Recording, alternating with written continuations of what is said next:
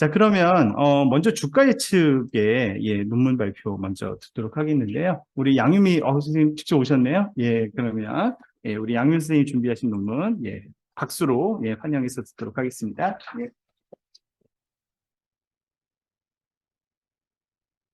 네, 안녕하세요.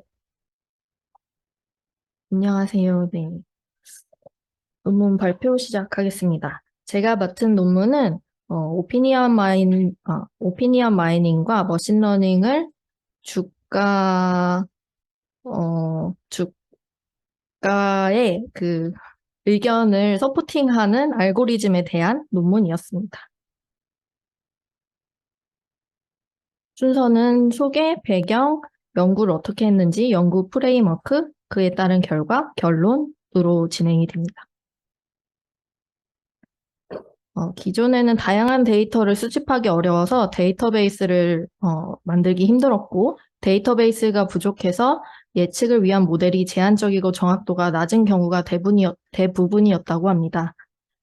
그리고 그동안의 기업 리스크 신호 탐지 방법론에 대한 연구는 주로 단일 변수를 사용해서 기업 부도 모형을 만들었습니다. 이후 여러 모형들이 시도됐으나 기업 부도와 관련된 요인 중 일부만을 고려한다는 한계와 인터넷상의 데이터를 활용하는 연구들이 있지만 대부분 주가 예측에만 초점을 맞추고 있다는 한계가 있었는데요. 이 논문에서는 오피니언 마이닝과 머신러닝으로 뉴스 데이터와 소셜 데이터를 활용해서 주식 투자에 대한 의사 결정을 지원하는 알고리즘을 제안하는 그런 논문입니다. 여기에서 사용한 방법론이 3가지가 있는데 그중에 첫 번째는 오피니언 마이닝이라는 것입니다. 오피니언 마이닝은 소셜 네트워크와 인터넷 뉴스에서 특정 주제에 대한 생각을 표현한 사람들의 의견과 평가, 태도 및 감정을 분석하는 방법론입니다. 대부분의 선행 연구는 다음에 3가지 순서로 진행을 해서 이 논문에서도 그대로 따라를 했고요. 그중 첫 번째는 감성 사전을 구축하는 것입니다.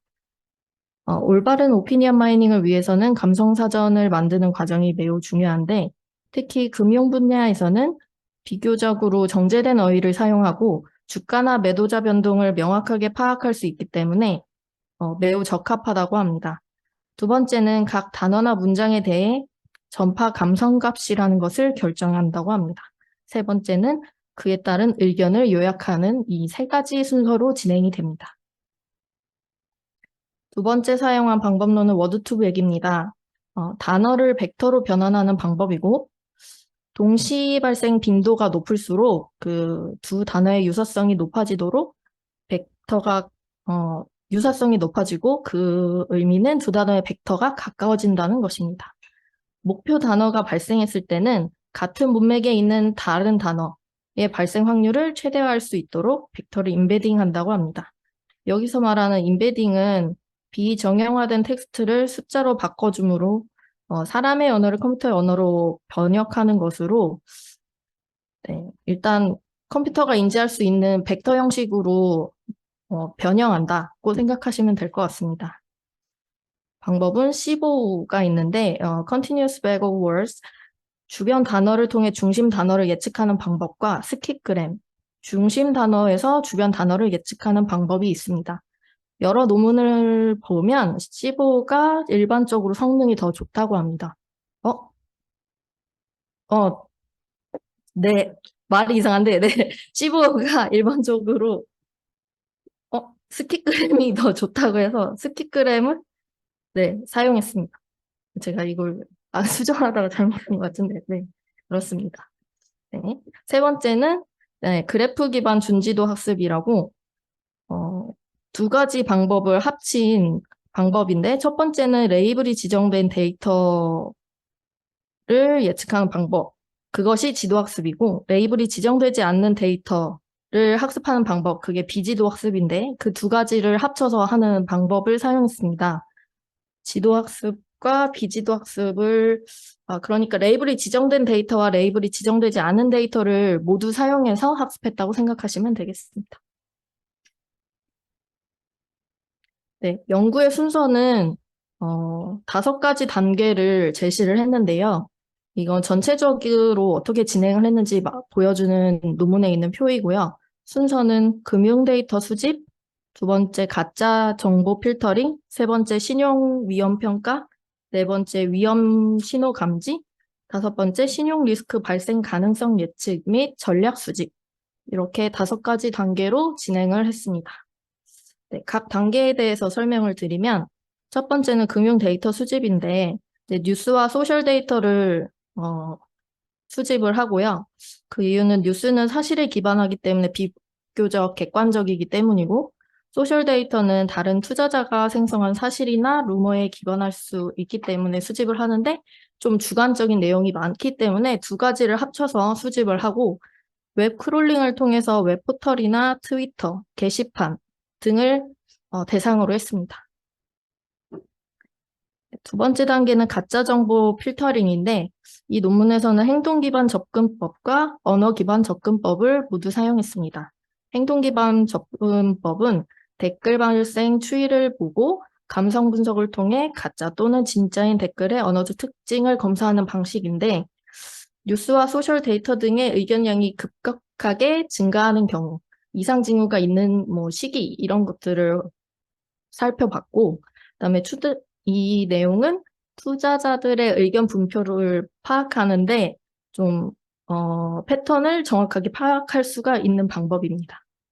다음은 언어 기반 접근법인데 워드 툭백과 감성 분석을 통해 감성값이 가파르게 상승한 기간에 발생한 의견을 대상으로 조사를 하고 사실이 아닌 가짜 정보의 경우에는 단어 연관성 지도와 비교를 해서 필터링을 합니다. 너무 연관이 없게 동떨어져 있는 것들은 걸러낸다고 생각하시면 될 것 같습니다. 그리고 지나치게 긍정적이거나 부정적인 의견이 반복되는 경우도 필터링을 합니다. 신용 위험 평가인데, 네, 여기는 조금 어렵습니다. 네, 일단 뉴스와 의견을 전처리를 하고 그 문장을 나눠서 단어로 구성해서 말뭉치를 만듭니다. 각 분야에 따른 단어의 모호성을 해결하기 위해서 앞에서 중요하다고 말했던 주식시장에 대한 감성 사전을 개발을 합니다. 한 가지 단어가 여러 가지 뜻을 가지고 있는 경우가 있기 때문에 그거에 대한 그 해당 분야에서 사용하는 단어에 대한 사전을 미리 만들어두는 것입니다. 각 문서의 극성을 할당하고 긍정은 플러스 1, 부정은 마이너스 1입니다. 나이브즈 베이 안의 이론에 따라서 단어의 극성을 할당하고 이 과정을 계속 반복을 하고 반복을 하면 감성값이라는 게 추정이 됩니다. 이 단어는 단어들 간의 관계가 있기 때문에 그 관계를 고려해서 지도상에 표시가 되고 그 지도상에 표시가 되면 각 단어의 좌표값이 지정이 됩니다. 특정 단어는 그 여러 가지 의미를 가질 수 있기 때문에 가장 감성값이 높은 것을 기준으로 선택이 됩니다. 그리고 핵심 키워드와 다른 단어 간의 거리에 따라서 그래프 기반 반지도 학습을 통해서 핵심 키워드의 감성값이 다른 단어로 전파됩니다. 네, 이 그림은 있는데 제가 이해를 정확하게 하기 위해서 일단 네, 넘어가겠습니다. 네, 다음은 위험 신호 감지입니다. 여기에서는 기업 활동과 오피니언 마이닝 관점으로 2가지를 종합해서 파악을 합니다. 첫 번째는 기업 활동의 관점인데 여기에서는 기업 활동이라 하면 사람들에게 전체적으로 공개가 되는 객관적인 자료를 보고 판단을 한다고 생각하시면 되고요. 그중 첫 번째가 재무지표입니다. 분기별, 반기별, 연간으로 공시되는 재무제표에 따라서 3가지 항목에 대해서 각각의 비율로 가중치를 부여합니다. 각각의 항목은 사업성이 실현 가능성이고 두 번째는 시장성, 세 번째는 안정성입니다. 공시지표에 대해서도 판단을 하는데요. 기업 경영 상태와 기업 경쟁력을 나타냅니다. 1년간의 공시 건수를 사용해서 특히 신용사건 발생, 영업정지나 상장 폐지 같은 거나 아니면 신용사건 징후, 자본의 감소, 회사채 발행 등이 영향을 미치는 부정적인 공시를 중심으로 조사합니다.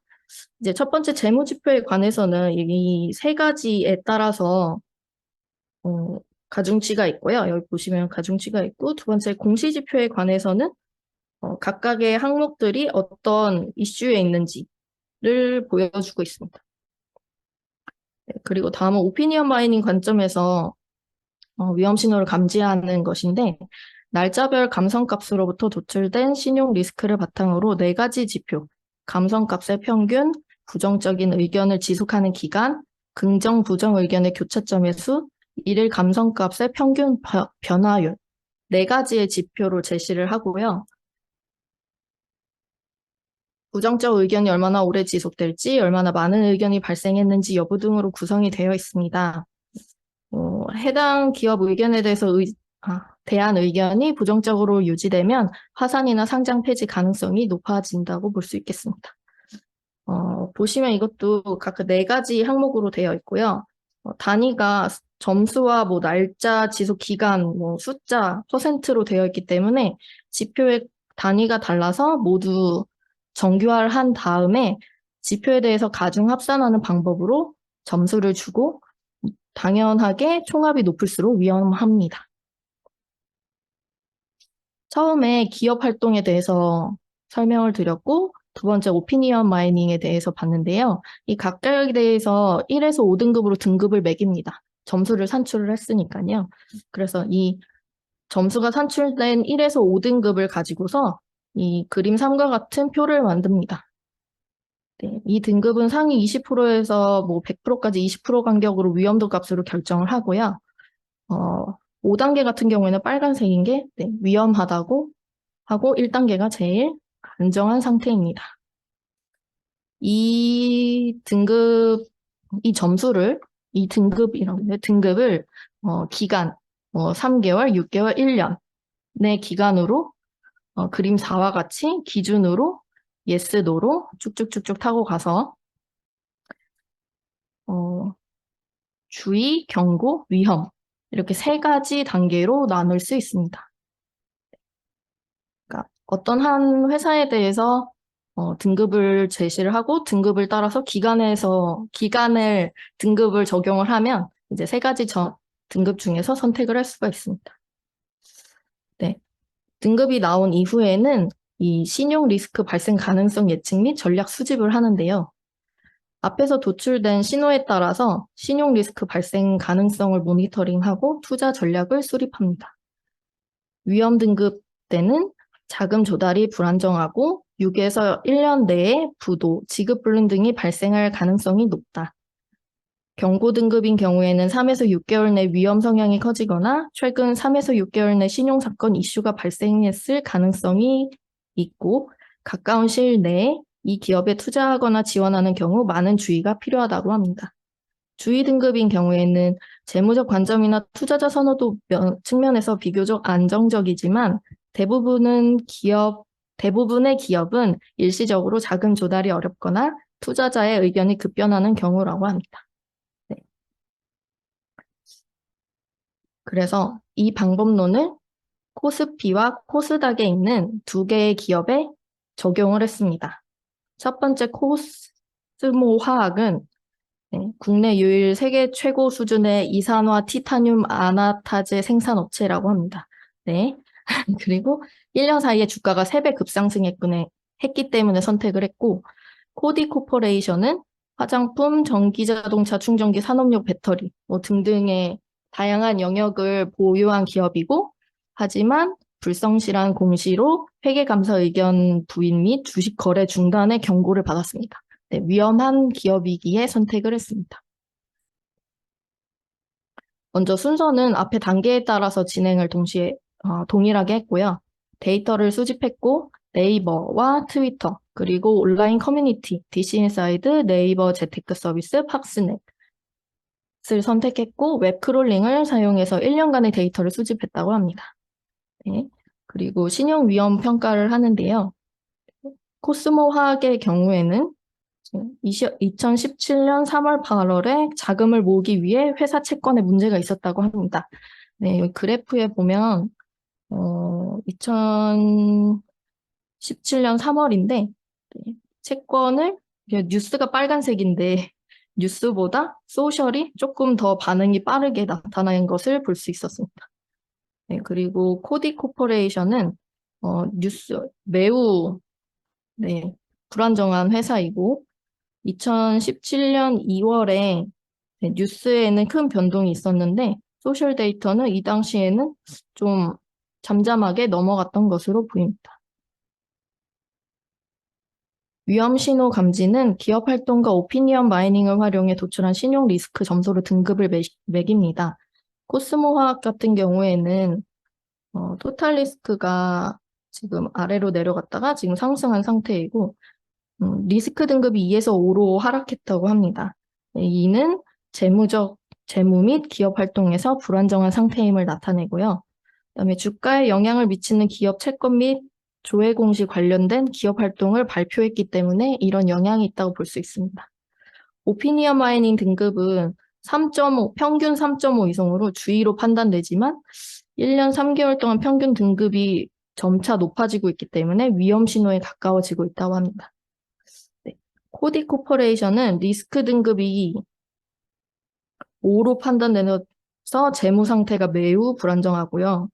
오피니언 마이닝 같은 경우 전체 리스크가 평균 3.5이고 전반적으로 리스크 등급이 평균 4.5로 네, 위험하다고 볼 수 있습니다.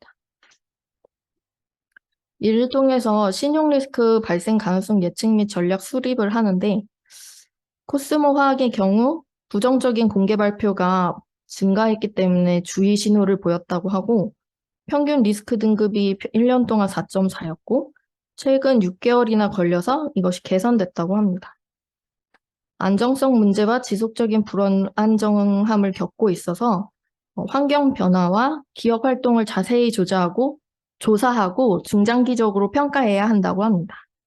특히 이 회사는 계열사 지원을 위해서 물리적 분할을 진행했고 이러한 고변동성을 가진 회사는 과도하고 부적절한 투자 실패를 피하기 위해서 잘 살펴야 한다고 합니다.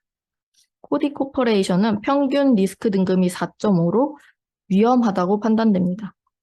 불안정한 자금 조달 및 환경의 급격한 변화로 3개월 내에 신용 이벤트가 발생할 가능성이 있는 것으로 확인이 됩니다.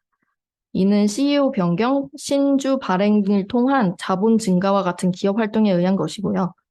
예측 결과를 확인하기 위해서 데이터 수집 종료 후에 회사 신용 위험 및 리스크 등급을 추적했는데 확실히 부정적 의견이 늘고 투자자들이 문맥을 고려하고 자세히 검토하는 것이 필요하다고 합니다.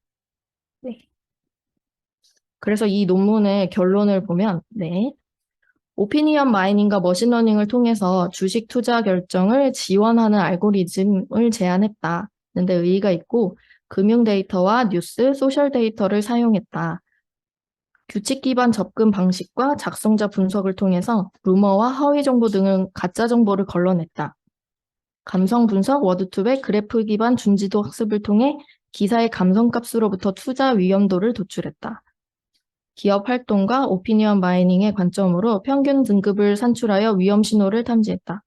리스크 신호와 등급 추이 변화에 따른 종목 투자 및 모니터링 전략을 제시했다. 그리고 상장사와 달리 재무 상태를 공시할 의무가 없는 비상장사에도 적용할 수 있고 투자자의 의견이나 뉴스 기사가 있는 경우에는 주식시장에 특화된 감성사전을 기반으로 한 감성 분석을 통해 신용 리스크를 추정할 수 있다는 의의를 가집니다.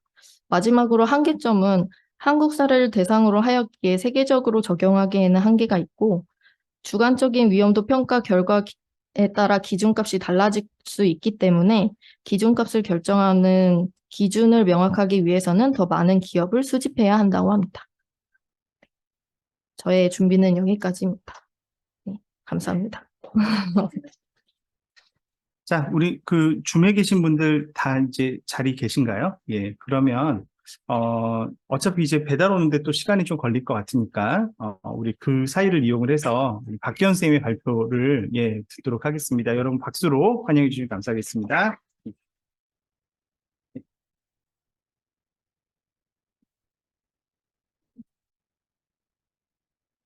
예, 안녕하세요. 발표 맡은 박기현입니다. 오늘은 중국에서 만들어진 음,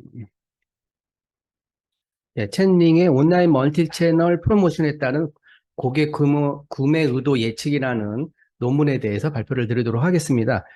논문 자체는 여러 가지 흐름으로 작성이 돼 있습니다만은 제가 자료를 작성한 거는 논문 자체의 흐름대로 좀 정리가 돼 있어서 일부 중복되거나 하는 부분들이 중간에 나타나지만 결론은 결국은 같은 방향으로 가고 있어서 참조해 주시고 보시면 좋을 것 같습니다. 분석 대상 선정에 대한 설명이 먼저 있습니다. 특정 판매 사이트에 대한 구매 예측은 되게 보편적인 분석 대상으로 많이 진행이 되어 왔습니다. 그러나 실제 환경에서는 고객은 프로모션이 진행되는 다수의 온라인 채널에서 상품 정보를 확인하고 구매를 결정하는 것이 일반적입니다. 이 내용은 일반적으로는 그 논문의 대상이나 분석 대상은 일반적인 한 개 사이트에 대한 자료를 취합해서 그거에 대한 분석을 하게 되는데 실제 생활에서 발생하는 것들은 여러 개의 채널이 동시다발적으로 발생을 하는 그런 부분이라서 그런 부분에 대해서 포커스를 해서 분석을 했다라는 거로 보시면 될 것 같고요. 실제적으로 다수의 상점을 고객은 이동하면서 특정 제품에 대해서 구매 결정을 하는 사이클을 걸치기는 하나 이는 완전한 선형으로 볼 수 없다라는 게 가장 논문의 기본적인 핵심이라고 볼 수 있습니다. 그러다 보니까 다수의 온라인 채널을 운영하는 프로모션이 고객의 구매 결정에 미치는 영향과 구매 결정을 위한 비선형 에이닥 사이클 모델에 대한 영향 분석이 타깃이라고 볼 수 있고요. 왼쪽 밑에 그림 나와 있는 것처럼 실제 한 개의 BTS 공연이라든지 애플워치, 메타퀘스트, DJI 같은 최신의 상품을 한 개의 판매업자가 여러 개의 채널에 동시에 이제 판매를 하게 되고 이용자는 사실은 여러 개의 채널을 동시에 왔다 갔다 하면서 사실 조건이라든지 가격이라든지 아니면 포인트라든지 같은 것들을 보면서 구매를 하기 때문에 하나의 제품에 대한 오른쪽에 나와 있는 구매 관심 욕구 행동의 일반적인 에이다 모델을 따르기는 하나 다양성들을 가지고 있다라고 보고 있습니다.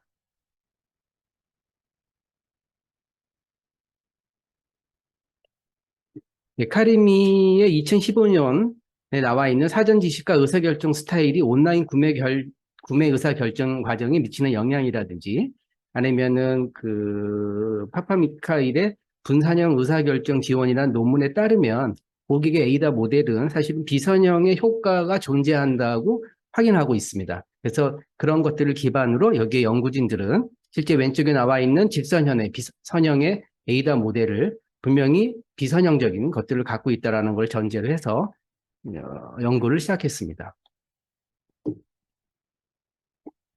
그래서 이런 내용들을 정리하면 다채널에서의 고객 구매 의도 예측을 위해서 고객과 프로모션 채널 간의 상호작용과 고객이 비선형적인 브라우징 행동 분석을 위해서는 이름은 되게 깁니다면은 여기서 앞으로 제안하는 FC LSTMI라는 그런 분석 모델을 제안을 하게 되고요. 이러면서도 그들이 처음에 이제 강조하는 거는 본인들의 연구에 대한 기여도를 세 가지로 해서 먼저 강조를 하고 있습니다. 그래서 동종 채널에서의 어떤 온라인 프로모션에 대한 그런 분석은 되게 많이 되어 왔다. 하지만 엔터테인먼트 서비스 상품에 대한 프로모션에 대해서 미시적인 관점에서의 상세한 구매 의도는 없었다라고 사실은 본인들이 대상으로 분석하려고 하는 것에 되게 미시적인 관점으로 했다는 거에 저는 되게 좀 재미있었다라고 생각을 하고요. 그다음에 고객과 프로모션 채널 간의 상호 모델링 이런 부분들 물론 이제 기본적인 거였고 고객 브라우징 행동 간의 비성형 모델을 계속 강조하고 있었습니다. 그리고 맨 마지막에는 이런 데이터를 기반을 한 것 외에 여기서는 프로필이라고 부르는 다양한 다른 어떤 데이터들을 합쳐서 이런 것들을 기능 결합형 프레임워크라는 걸로 제안을 하고 있습니다. 요약하면 특정한 채널, 특정한 산업에 대한 분석이고 이 고객의 브라우징 행동은 비선형이었다라는 것과 데이터 자체의 중력성 외에도 다양한 다른 이기종의 데이터들을 포함했다라고 볼 수 있습니다. 자, 마케팅에서 프로모션은 고객에게 여러 가지를 알리고 활동하는 마케팅 커뮤니케이션을 말하고요. 프로모션은 크게 오프라인, 온라인, 그리고 두 개를 합친 듀얼 채널, 그리고 다양한 것들이 섞여 있는 멀티 채널로 나누어져 있습니다. 그리고 본 연구에서는 멀티 채널 중에서도 온라인 동정 채널에 대해서 범위를 국한했다라고 미리 말하고 있습니다. 일반적으로 개인 차원의 구매 의도는 전체 구매 전환율에 영향을 주고 있고요. 하지만 고객의 개인적인 반응에 초점을 맞춘 연구는 없다고 연구자들은 되게 강조하고 있습니다. 아니, 있는지 없는지 저희도 모르겠습니다만은 하여튼 그렇게 말씀을 하고 계시고, 그러다 보니까 소비자의 구매 결정 시 에이다의 심리적인 단계를 거치고 단계별 영향도는 다르다라고 얘기하고 있고, 코지마라는 분이 발표한 효과적인 고객 유치를 위한 다이렉트 메일 방법이라는 것에서는 자동차 구매의 심리적인 변화를 주기 위해서 사실 에이다 단계별로 TV나 아니면 다른 홍보의 판촉 광고를 다른 형태로 해야 된다는 것들의 연구 논문을 제시하고 있고요. 유사한 사례로 프로모션 우선순위 지정을 위한 이 긴 이름에서 스포츠 산업에서 에이다 단계에 따라서 홍보 전략은 다 당연히 바뀌어서 해야 된다라는 논문들을 실사례로 제시를 하고 있습니다. 그러다 보니까 실제 구매 프로세스에서는 에이다라는 4가지 주의, 관점, 욕구, 행동이라는 4가지 단계 외에도 사실 다양한 단계들이 나타나고 있어서 여러 논문을 보면 5단계설, 6단계설, 9단계설 정도가 나타나고 있고요. 그 주의, 관심, 욕구, 행동 외에도 지식이라든지 호감, 우선순위, 확신, 만족, 브랜드 충성도, 맨 마지막으로는 그 브랜드에 대한 외부 지인들에 대한 추천까지도 사실은 에이다 단계에 포함되어야 된다는 논문들이 많이 있습니다. 결론적인 것은 이러한 것들을 기반으로 해서 프로모션에 대한 심리적인 과정은 비선형적인 상호 메커니즘이다라는 것을 강조하면서 본인들이 비선형 형식으로 문제를 풀어야 된다고 했던 것들에 대한 타당성을 계속 주장을 하고 계십니다. 그러다 보니까 이런 부분들을 이제 해결하기 위해서 제안 모델에는 고객 구매 의도를 예측을 하기 위해서 2가지 부류로 또 타당성들을 말씀하고 있습니다. 그래서 프로모션 정보에 접속해서 가격 및 서비스 비교 후 결정하는 상품 구매 예측의 기본적인 기능은 왼쪽에 나와 있는 것처럼 이진분류, 머신러닝이라는 부분들이 가장 기반적이다. 그리고 이거는 구매와 구매하지 않음이라는 이진분류법이 돼야 되고, 그러기 위해서는 뭐 히든 마르코프 모델이라든지 뭐 선형회귀라든지 SVM, 랜덤 포레스트 같은 것들이 가장 많이 쓰여지고 있다라고 미리 전제를 깔고 계시는 거고요. 그리고 여기에 프로필이라는 부분에는 구매 이력, 그리고 구매 간격이라든지 그 고객이 유사한 상품을 구매했던 빈도, 그리고 되게 중요하게 느껴지는 제일 마지막으로 구매했던 일자, 또 기타 나머지 관련 정보들, 그 다음에 인구 통계학적 이런 정보들이 포함돼야지만 사실은 완벽한 상품 구매 예측이 가능하다라고 하고 있고요. 마지막에 나와 있는 클릭 스트림은 가장 그 고객의 행동을 분석하기 위한 기본적인 클릭 데이터를 의미하고 있습니다. 그러면서도 딥러닝에 대해서 한 번 더 강조하는데, 딥 아키텍처를 이용한 원시 데이터에서 이용해서 복잡한 특징을 추출하는 것이 분류 성능을 가장 높게 현재까지 나타내고 있다. 그래서 딥러닝을 통해서 분류를 해야 된다라는 걸 강조하고 있고요. 그러면서도 시계열 데이터에서 시퀀스 상관관계를 추출하는 RNN이 가장 기본이 되는 거고, 그런 RNN에서 조금 더 개선된 버전인 LSTM을 이용해야지만 사실 가장 좋은 효과를 나타내고 있다는 다수의 연구들을 기반으로 해서 본인들의 연구에 대한 타당성을 만들고 있고요. 최근에 IT 트렌드에서 나타나고 있는 정보 융합을 통한 시너지, 그리고 다양한 데이터들을 함께 섞어서 분석함으로 인해서 예측 성능을 높일 수 있다는 것들을 타당성을 만들기 위한 어떤 백그라운드를 만들고 나서 이런 것들을 다 합쳐서 화면에 좀 잘리네요. Feature Combined Full Connected Long and Short-Term Memory Neural Network Framework 이라는 그 FCD라고 본인들은 줄여서 얘기했습니다만은 사실 이런 모델을 제안을 합니다. 이 모델은 그냥 딥러닝을 이용하겠다는 거고, 사실 LSTM에서도 사실 잠시 후에 나올 풀 커넥티드라는 상호 작용을 일으키는 그런 부분들을 반영하는 거하고, 마지막으로는 이기종 데이터인 프로파일을 이용하는 그런 부분을 이라고 보시면 될 것 같습니다. 거의 유사한 내용입니다. 조금씩 더 풀어져 있습니다. 그래서 고객의 브라우지 특징을 추출하기 위해서 선형적인 부분들을 조금 더 시간의 관점으로 풀게 되면 왼쪽에 나와 있는 그림이 C라는 부분들이 채널이고요. A라는 채널, B라는 채널, C라는 채널을 특정 시간인 T에서 이용자가 이용하는 부분이고, 이런 부분들이 과연 시간의 흐름에 따라서 다수의 그런 그 클릭이나 뭐 어떤 확인 이런 작업들이 이루어지고 있다라고 보고 있습니다. 그래서 사실 이런 부분들이 오른쪽에 수식으로 이렇게 좀 표현을 했는데요. 여기 밑에 나와 있는 것처럼 화살표 보이시는 바와 같이 온라인 채널이 1, 2, 3, 4 해서 M이라는 것까지 가고 이런 부분들을 오른쪽에 시간의 흐름으로 풀어내서 결국은 제품 판매 채널에 대한 검색 빈도 테이블을 수식으로 완성을 했는데 제가 보기에는 뭐 수식이라기보다는 사실 논리식이라고 표현을 해서 본인들에 대한 어떤 그 분석 아니면 작업해야 될 거에 대한 타당성을 논리적으로 풀었다라고 보고 있습니다. 이런 것들을 기반으로 해서 논문에는 자세하게 나와 있지 않습니다만은 구매 의도 예측이라는 또 식을 만들어서 논리적으로 이런 방식으로 문제를 풀겠다라는 개념이고요.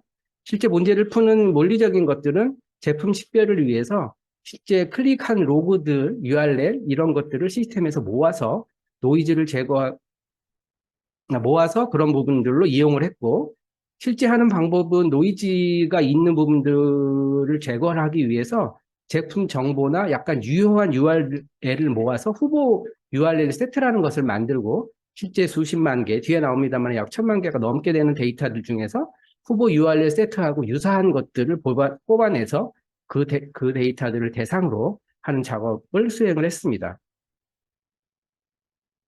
그리고 이런 데이터에 대한 부분과 계속해서 모든 논문에 나옵니다만은 오른쪽에 구매 이력이라든지 인기 통과액에 대한 데이터들을 반영을 했다라고 얘기를 하고 있고요. 실제 오른쪽 위에 나와 있는 것처럼 독립변수는 실제 T 시점에 채널에서 보여준 온라인 브라우징 행동, 결국은 마우스를 클릭하는 것들을 말하고 있고 종속변수는 최종 구매 의무, 그리고 실제 여러 가지 연구를 통해서 확인된 LSTM을 이용한 시계열 모델의 분석에 대한 타당성을 계속 말씀하고 있습니다.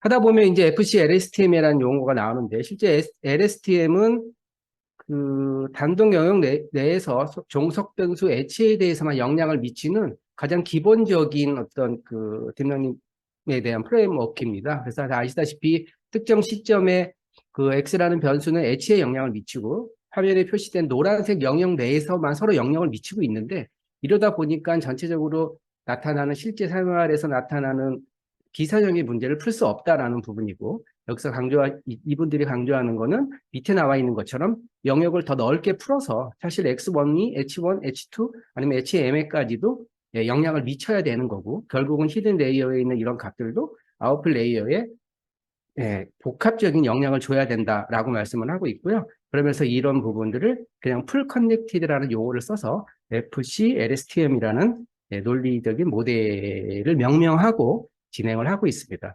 실제 나중에 방법에서는 이런 부분을 어떻게 실제 구현했는지에 대한 부분은 좀 빠져 있어서 되게 궁금한 방법이긴 한데 하여튼 방법은 이렇게 되어 있고요. 오른쪽에 있는 부분은 그런 내용들을 지금까지 나온 부분들을 전체적으로 합친 부분입니다. 그래서 아까 말씀드렸던 피처 컴바인드 딥러닝이라고 또 줄여서 얘기하는 이 모델이 아까 이름이 되게 길었던 그거라고 보시면 될 것 같은데 왼쪽에 나와 있는 실제 클릭 데이터, 가장 로우 데이터라는 부분 그리고 기타 이기종 데이터인 구매 이력이나 인구 통계를 여러 가지 방식을 거쳐서 중간에 머지를 하고 다시 이런 부분들을 여러 가지 함수를 거쳐서 판매 여부와 뭐 비판매, 아니 미구매로 결정하는 그런 방법을 썼고요. 중간중간 과정마다 직렬 조항 방법이라든지 뭐 다양한 것들에 대한 얘기를 하면서 기존에 나왔던 연구들에서 가장 선호하고 아니면 가장 좋은 효과를 모았던 것들을 중간중간에 반영해서 최종적으로 만들어냈다라고 말씀을 하고 있습니다. 아직 6장이 남았는데 시간은 괜찮을까요? 자, 그래서 이런 것들을 바탕으로 이제 실제 실험을 했습니다. 중국 대형 콘서트홀 1870년 엄청 오래전에 만들어진 곳을 대상으로 거기서 이루어지는 그 연극이나 뭐 온라인 엔터테인먼트 그런 어떤 그 행사에 대해서 온라인으로 뭐 판매하고 그것들을 구매하는 걸 분석을 했고요. 아까 말씀드린 것처럼 검색 데이터 1000만 개 정도의 URL을 데이터를 모아서 실제 그걸 분석을 했는데 뒤에도 나옵니다만 그래프를 보시다시피 실제 구매한 고객과 구매하지 않은 고객 인원수가 따지다 보면 비율이 사실은 뭐 한 93대 67 정도로 사실은 좀 언밸런스가 나는 그런 데이터를 가졌는데 이 데이터를 위해서 처리하기 위한 또 방법론도 뒤에 나옵니다. 실험은 3가지로 나눠져 있는데 첫 번째 이 데이터들에 대한 타당성을 찾는 거에 되게 관심을 많이 가졌습니다. 그래서 아직 데이터 분석도 하기 전에 이 데이터들이 과연 맞느냐라는 것들을 하기 위해서 뭐 어떻게 하면 과연 이 확률을 가장 높게 아니면 구매 여부를 예측하는 것을 높일 수 있느냐는 그 파라미터를 찾는 작업을 많이 했다고 나오고 있고요. 성능 평가를 위해서 손실이나 ACC 곡선, 그다음에 드롭아웃이나 뭐 학습 속도에 대한 부분들 점검하는 거 계속 뒤에 나옵니다만 L1, L2 정교화 같은 것들을 뭐 하고 있다라고 하고 있고요. 그다음에 드롭아웃 같은 경우는 신경망에서 과접합을 그 방지하고 그 성능을 향상시키기 위해서 일부 그 진행되고 있는 뉴런 중에서 일부를 비활성시켜서 사실은 과적합 억제, 그다음에 앙상블 효과나 아니면 노이즈 추가를 했을 때의 변동성에 대한 민감 같은 것들을 방지하기 위해서 드롭아웃 기법을 이용해서 중간 과정에 일부 뉴런을 중단시키고 그 분석을 함으로써 지금 나온 이런 효과들을 만들 수 있었다라고 얘기하고 있고요. 그다음에 팩토라이제이션 머신 같은 선형이나 비선형 상호작용을 고려하는 이런 머신러닝 알고리즘 같은 것들도 많은 부분 고민을 했다고 나오고 있고요. 그다음에 ROC 곡선이라든지 AUC 뭐 이런 것들을 그다음에 리프트 매트릭 같은 것들을 이용해서 실제 만들어진 데이터들에 대한 타당성들을 엄청 검토했다라고 나오고 있습니다. 특히 뭐 TP 같은 경우는 뭐 트루 포지티브나 폴스 포지티브, 그다음에 폴스 네거티브 같은 것들에 대한 비율을 잘 계산을 하면 과연 이것들이 타당성이 얼마가 있냐라는 것들을 보여주는 아주 간단한 식인데 여기 보면은 이제 되게 어려운 말로 많이 쓰고 있고요. 맨 마지막에는 프로모션은 도대체 왜 하는 거냐? 돈을 벌기 위해서 ROI를 하기 위해서 높이기 위해서 하는 거고 그러다 보니까 사실은 리프트 매트릭에 대한 부분도 당연히 검토돼야지만 된다라는 것들을 강조하고 있습니다. 실제 실험 자체는 파이썬 3.5로 진행이 됐고요. 패키지는 케라스나 뭐 사이키던 같은 것들을 활용을 했다라고 나오고 있고 이거는 뭐 보시다시피 뭐 파이썬에서 많이 이용되는 패키지들이고 뭐 머신러닝을 하기 위해서 일반적으로 많이 나와 있는 것들이어서 이게 외부 툴이나 아니면은 뭐 클라우드에 있는 서비스를 이용했는지에 대한 명확치는 않습니다만은 이런 패키지를 이용했다라는 부분들이 나오고 있고 케러스와 뭐 사이키런에 대해서는 뭐 장단점을 약간 기술하고 있는데 사이키런 같은 경우는 되게 간단하게 데이터들을 분석할 수는 있는데 그게 너무 자동화돼 있어서 사용자가 중간에 과정에 관여를 해서 자기가 하고 싶은 대로 하는 게 좀 어렵다. 뭐 이런 부분에 대한 디테일한 것까지는 말씀을 하고 있고요. 아까도 그래프에 나왔듯이 데이터의 양의 그 비대칭이 좀 있다 보니까 스모테라든지 러스 같은 기법들을 이용해서 데이터들의 밸런스를 맞춰야 된다라고 하고 있고 스모테는 지난번 강의 때 교수님 말씀해 주신 데이터들의 일부 없애거나 일부 증강시키는 그런 방법을 이용하는 거를 통해서 과적합에 대한 감소나 모델 성능 향상, 정확한 예측 같은 것들을 할 수 있고 대신 스모테는 노이즈 데이터에 좀 민감할 수 있고 그리고 너무 데이터, 가상의 데이터나 합성 데이터를 만드는 거기 때문에 데이터 분포를 왜곡할 수 있다라고 강조를 논문에서 하고 있습니다. 러스 같은 경우는 또 반대에 또 뭐 장단점이 있다라고 생각을 하고 있고요. 이런 과정을 거쳐서 몇 가지 툴을 이용해서 실제 각 그 모델별로 최적의 파라미터 같은 것들을 뽑았다라고 생각하고 있고 이런 걸 가지고 이제 상호 비교를 하는 작업이 마지막 결론에 나와 있습니다. 네, 이런 걸 결론을 하기 위해서는 또 계속 기계적인 것들을 강조하는데 드롭아웃에 대한 부분이라든지 뭐 학습 속도에 따른 어떤 비교라든지 그다음에 L1, L2 정교화 같은 것들을 통해서 각각의 그 모델들의 값들을 비교해서 결국은 마지막으로 본인들이 제안한 FC 모델이 가장 성능이 좋다라는 걸로 주장을 하고 있고요. 그러다 보니까 마지막 결론은 이런 기계적인 학습을 통해서 마지막에 대한 예측도라든지 다양한 값들을 비교해 본 결과 연구에서 제안한 FC 모델이 가장 좋은 결과를 가졌고 두 번째는 랜덤 포레스트 기타 다른 순으로 지금 진행이 됐고요. 데이터 자체가 실제 그 로우 데이터라고 불리는 클릭한 데이터와 그다음에 뭐 이기종 데이터 뭐 이런 데이터들을 여러 개를 합쳤는데 사실 그랬을 때 가장 성능이 좋은 것은 세 가지 다. 그러니까 로우 데이터, 그다음에 그 인구 통계학적인 데이터 이런 것들을 다 합쳤을 때가 가장 효과가 좋았다라고 얘기를 하고 있고요. 대신 하나 특징이 여기서 강조하는 건 이상하게 고객의 프로파일을 집어넣은 것, 로우 데이터와 고객 프로파일, 로우 데이터와 인구 통계 중에서 인구 통계가 훨씬 더 효과가 좋다라고 얘기하고 있어서 사실 기존 구매 고객의 정보를 반영한 것이 조금 더 효과가 떨어지고 있다라는 결론을 얻었다라고 말씀을 하고 있습니다. 근데 그런 부분들을 좀 더 알기 위해서는 계속 나오는 것이 다른 제3의 어떤 정보들을 이용해서 뭔가 예측도를 높여야 된다라고 표현을 좀 하고 있습니다. 그래서 마지막에는 이제 정리 단계로 갑니다. 여러 가지 결론을 냈는데 딥러닝의 한계, 학습 과정의 해석의 어려움과 예측 기능 기여도의 이해 불가라는 이 해석 가능성에 대해서 본인들은 또 두 가지 타당성을 말합니다. 그래서 이 실제 본인들이 연구했던 것들에 대해서 중간 과정이나 데이터를 약간 시각화로 보여주면서 본인들이 연구했던 부분들이 결론이 맞다라는 걸 좀 마지막으로 강조를 하고 계시고요. 그러다 보니까 고객이 브라우징 했던 이런 데이터들 저 히트맵으로 좀 보여주면서 위쪽이 구매했던 고객에 대한 부분이고 밑에가 구매하지 않은 고객은 사실은 화면에 보여진 것처럼 액티비티가 다르다.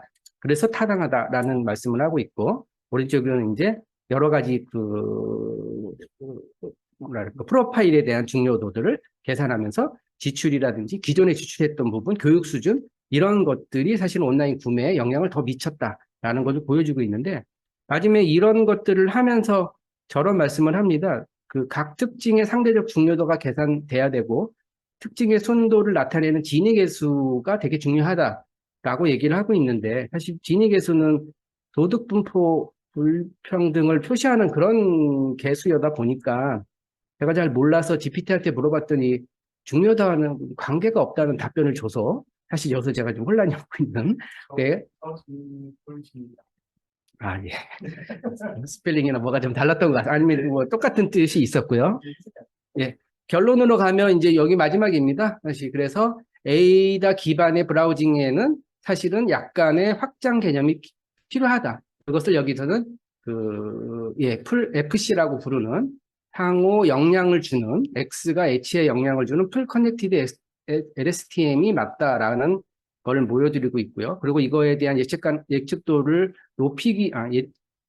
예측 신뢰도를 높이기 위해서는 멀티 소스에 대한 픽처 컴바인을 해야 되고 그럴 때 구매 이력이나 인구 통계, 기타 다른 소스들에서 이질적인 데이터들을 합쳐야 된다라는 걸 강조하고 있습니다.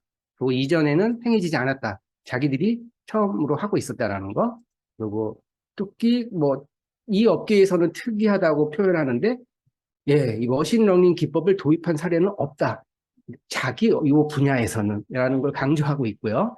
그리고 똑같은 말로 구매 이력과 인구 통계 같은 결합을 시도하지는 않았다라는 부분으로 본인들이 만들어낸 FCD라는 프레임워크에 대해서 강조를 하고 있습니다. 앞으로 해야 될 것은 기타 고객 검색 행동 외에도 다른 상관관계들을 더 많이 비교해서 예측도를 높이고 싶다라는 부분이 이 기종에 대한 데이터와 거의 유사하고요. 지금은 엔터테인먼트 사업만에 대해서 논문을 냈는데 콘서트나 스포츠 등 이 엔터테인먼트 사업 외에 다른 사업에서도 이런 부분을 적용한다면 되게 효과가 있을 거라고 얘기하시면서 논문을 마치게 됩니다. 이상 저도 발표를 마치겠습니다. 감사합니다.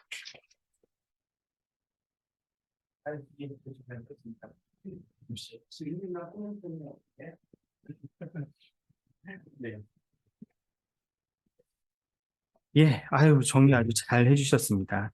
아까 잠깐 얘기하셨던 진위 지수는, 진위 인덱스, 그리고 의사결정 나무를 같이 검색어로 넣어보시면, 여기서 얘기하는 진위 지수가 나올 건데요.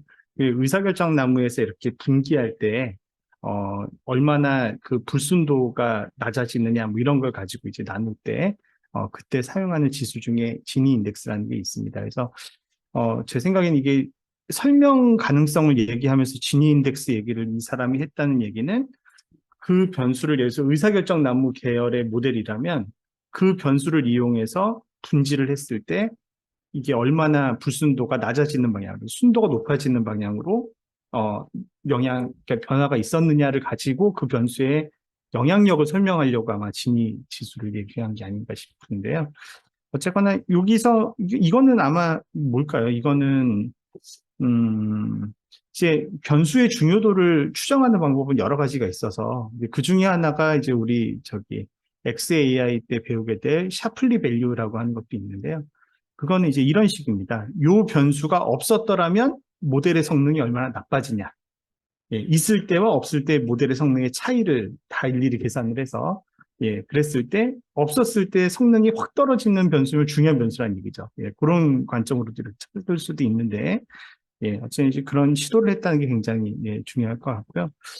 저는 이 논문 보면서 보면 볼수록 신기한 게 정말 구하기 힘든 데이터를 가지고 정말 이제 논리적으로 말이 되는 모델을 설계해서 아주 방대하게 연구를 했는데 근데 왜 이 저널을 실었지? 이게 좀 이해가 안 되는 거예요. 이 저널은 IEEE Access라고 하는 저널인데요. 이 저널의 장점은 빠르면 2, 3주 안에 논문을 게재할 수 있어요. 요새 오픈 액세스라고 해서 그러니까 이제 투고와 동시에 이제 하는데 어, 여기는 이렇게 한대요. 논문이 투고되면 그 논문을 2명이나 한 3명 정도의 리뷰어한테 보내는데 그 리뷰어 중에 한 사람이라도 리젝트를 하면 못 실어요. 네. 그런데 또 그 리뷰어가 뭐 다른 논문들 같은 경우에는 보통 뭐 메이저 리비전, 마이너 리비전 뭐 이런 게 있잖아요. 그런 게 없고 억셉, 리젝트 둘 중에 하나예요. 바이너리 리뷰어도. 그러니까 이 정도는 고쳐야 돼 그러면은 억셉트인 거예요. 그러니까 리젝트는 정말 심각하게 이 논문이 문제가 있다 할 때만 리젝트를 찍을 수 있고, 근데 그런 게 하나라도 리뷰어가 하면은 탈락이고, 뭐 물론 문제도 있지만 요 정도 보완해가지고 빨리 실자 이러면은 억셉트가 되고, 그러다 보면은 굉장히 빠른 시간 안에 실을 수 있고. 그래서 뭔가 논문이 급한 연구자가 좋은 논문 써놓고도 아까웠지만 어쩔 수 없이 여기에 실은 게 아닌가라는 생각이 좀 들고요. 그리고 이게 중국 논문이잖아요. 이 논문의 저자가 무슨 공산당 간부가 아닌가 저는 심히 의심하고 있습니다. 왜냐하면 자, 예를 들어서 여러분이 티켓 구매 예측 연구를 하고 싶다고 하자고요. 여러분이 하고 싶어도 사실은 데이터를 구하기 어렵죠.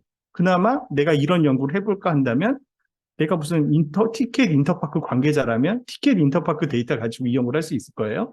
근데 지금 이 연구는 뭘 한 거냐면 티켓 인터파크 데이터만 쓴 게 아니고 티켓팅을 할 수 있는 모든 사이트의 행동 데이터를 다 구해서 한 거예요. 이건 진짜 뭐 공산당 집회야지 할 수 있는 거 아닌가. 도대체 이 데이터를 어떻게 구했지? 가 굉장히 신기할 정도로 그래서 우리가 고객을 완벽하게 이해하려면 이런 데이터들을 다 알고 물론 반응을 하는 게 맞지만 현실적으로 이게 구현되는 거는 진짜 무슨 일당 독재 체제 아니고 가능할까? 북한 뭐 이런 데 아니고는 이게 가능하겠는가라는 거는 좀 생각해 볼 필요가 있는 그런 것 같습니다. 자, 수고 많이 하셨고요. 발표 어려운 논문이었는데 잘 정리해 주셔서 감사드립니다. 수고 많이 하셨습니다. 자, 이번에 이어서 논문 발표 드리도록 하겠습니다. 이제 오늘 세 번째로 발표를 인터넷 연결이 불안정하다는데 좀 불안하네요. 세 번째로 발표는 이거 지난번에 한번 발표 그러니까 저 했던 논문이긴 합니다만 그러니까 로그인되지 않은 상태에 특정 세션이 있을 때 그 세션 날지 익명 구매 의도를 추론하는 그런 연구입니다. 이 논문 역시 하셨을 때 이거 되게 어려운데 이걸 고르시다니라고 생각했는데 환영해 주시면 감사하겠습니다.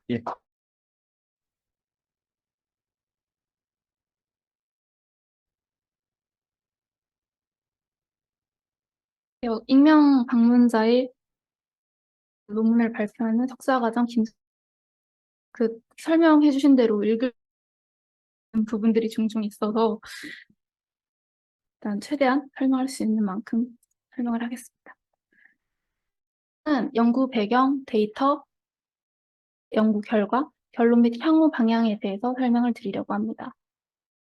배경은 이커머스는 주요 쇼핑 자리 잡고 있으며 구매 의도를 이해하고 예측하는 것은 매출 향상과 관련이 깊습니다. 그리고 기존의 연구는 재방문 고객 대상으로 수행된 결과가 많았는데 이제 익명 방문자에 대한 온라인 행동과 구매 의도를 파악할 수 없기 때문에 익명 방문자에 대한 연구는 제한적이었습니다. 그래서 온라인 구매의 절반 이상은 익명 방문자의 구매로 이루어지기 때문에 구매 이력이 없는 방문자의 충동 구매 또는 구매로 이어지는 요인을 이해하여 반영을 한다면 구매의 사이트 구매 전환율로 인해서 수익률이 증가하게 됩니다. 익명의 방문자라 하더라도 적절한 추천이나 지원을 통해 구매 고객으로 전환될 수 있습니다. 해서 이 연구는 익명 방문 고객을 대상으로 구매 의도를 예측하는 방법을 연구합니다. 데이터는 유초이스 데이터와 잘란도 데이터의 두 가지 데이터셋을 사용하는데 유럽의 이커머스 쇼핑몰의 데이터로 6개월 정도의 데이터를 사용하여 분석하게 됩니다. 이 두 데이터의 전체 세션의 구매에는 약 5.5%, 5.9% 정도로 데이터의 균형이 맞지 않습니다. 구매 세션과 비구매 세션의 클릭 수, 세션 분포를 보게 되면 비구매 세션이 클릭 구매 세션보다 짧게 종료가 됩니다. 이는 사용자가 검색한 내용에 만족하지 못하고 검색을 포기한 것으로 볼 수 있습니다. 구매 세션은 훨씬 긴 클릭을 가지고 있고 사용자가 구매하려는 상품에 대해 더 자세히 알아보려고 옵션을 비교하는 경향이 있기 때문에 구매 세션은 훨씬 더 긴 클릭을 가지고 있습니다. 이제 두 데이터로 구매로 이어진 세션보다 비구매로 끝난 세션이 많아서 불균형한 데이터는 오버샘플링 하게 됩니다. 이제 데이터를 무작위 하위 집합으로 학습할 때 80%는 시간적 모델을 구축하는 데 학습을 하고 20%는 실험을 진행합니다. 실험을 진행하고 스모테라는 방법을 통해서 데이터 오버 샘플링의 한 형태로 언더 샘플링과 함께 사용하여 불균형한 데이터셋에서 모델의 성능을 향상시킬 수 있습니다. 데이터세트의 스모테를 진행 후 10배 교차 검증을 실험을 통해서 수행하였습니다. 연구 설계는 구매 세션에 최근 유행하는 트렌드 제품을 어떻게 정의하는지 설명드리겠습니다. 세션은 일단 익명 방문자가 방문하는 것으로 정의하고 제품의 과거 인기도 정보보다 최근 인기 추세가 중요하다고 하여 3일, 이 테이블 3을 보시면 유초이스 데이터의 3일 동안의 구매 테이블 정보입니다. 날짜는 데이터 세트가 시작된 날로부터 3일 동안 제품을 트렌딩한 모델이며 정해진 기간 내에 구매 종료되는 제품 수에 따라 트렌드를 정의합니다. 제품 1의 경우 689로 전체 제품의 구매가 증가하여 이는 트렌드라고 판단하고 제품 2는 555로 안정적으로 비감소하는 형태를 띠고 있습니다. 제품 3의 경우는 구매 수가 감소하여 이는 유행하지 않으므로 설명하고 있습니다. 현재 세션 트렌드의 변수는 세션에서 조회된 제품의 인기도를 정의한 다음 그 세션에서 추가적으로 현재 세션의 인기도를 판단하는 수식을 보여드리고 있습니다. 이 수식을 내가 전체적으로 이해하지를 못해서 요거 이렇게 넘어가려고 합니다. 트렌드 외의 특정 세션 변수는 아래와 같이 월, 요일, 체류 시간, 데이터 세트 시작일로부터 오프셋, 일수, 그리고 세션 내의 클릭 수를 가지고 변수를 지정해 주었습니다. 실험의 예측 결과는 앙상블 기법으로 백인과 XG 부스트가 있고 니어 베이어의 의사결정 트리, 그 다음에 로지스틱 회귀 분석, 그 다음에 마지막에 RNN 신경망을 통해서 예측 분석을 진행합니다. 연구 결과는 시간 경과에 따른 제품 트렌드, 제품의 인기도를 계산하기 위해 먼저 유초이스 데이터에서 데이터의 다양한 시간대별로 제품 트렌드의 제품 세션 수와 비트렌드의 제품들에 사용한 세션 수의 집계 결과를 보여드립니다. 전체 2에서 7일에 이르는 기간의 제품이 인기 있는 데이터에 연속된 날로 총 세션 수를 보여드립니다. 7일에 실험할 때 타임 윈도우를 2에서 6일로 설정을 하였는데 이는 7일의 데이터가 무시할 수 있을 정도로 굉장히 적은 양의 데이터를 가지고 있어 2에서 6일을 기준으로 실험을 진행하였습니다. 그리고 제품 유행성이 예상 구매 의도에 미치는 영향의 이해는 조회된 제품의 유행성, 예상 구매 의도에 미치는 영향 이해를 위해 각 시간대에 걸쳐 유행성 포함과 포함하지 않는 예측 품질을 평가합니다. 실험 결과는 테이블 4는 유초이스, 테이블 5는 잘란도의 데이터의 결과입니다. 두 데이터를 보았을 때 동일하게 트렌드성을 포함한 결과가 훨씬 좋은 품질을 산출하고 있습니다.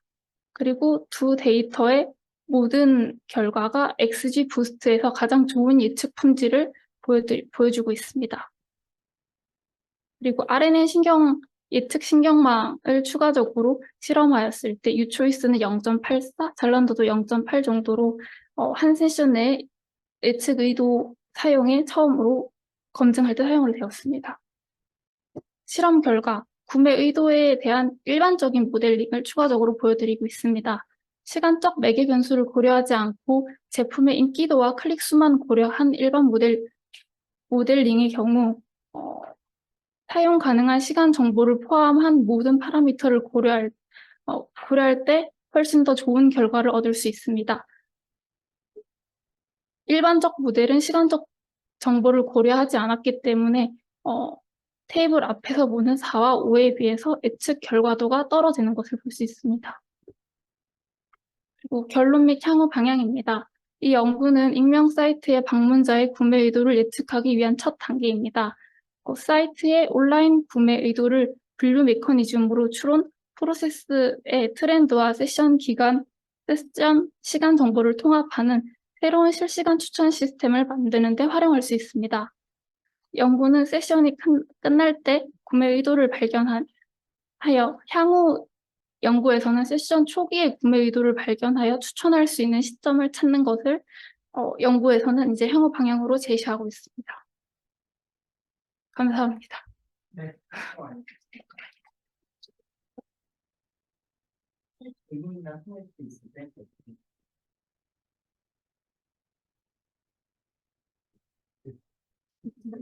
예, 수고하셨습니다. 예. 네, 자. 예, 말씀드렸던 대로, 예, 요 논문도 이제, 좀 여러 가지 복잡한 수식 같은 것도 담겨 있고 해서 이해하기 조금 어려운, 예, 그런 내용일 수 있겠는데요. 결국은, 고객에 대한 특징을 잘 모르는 거잖아요. 그런 상태에서 누가 물건 사러 들어왔을 때 얘가 살까 안 살까를 맞추고 싶은 거잖아요. 그죠? 그러면 우리가 쉽게 생각할 수 있는 변수들은 어떤 게 있을까요? 얘가 지금 몇 시에 접속한 놈이지? 얘가 지금 몇 월에 접속한 놈이지? 뭐 이런 그런 기본적인 정보들.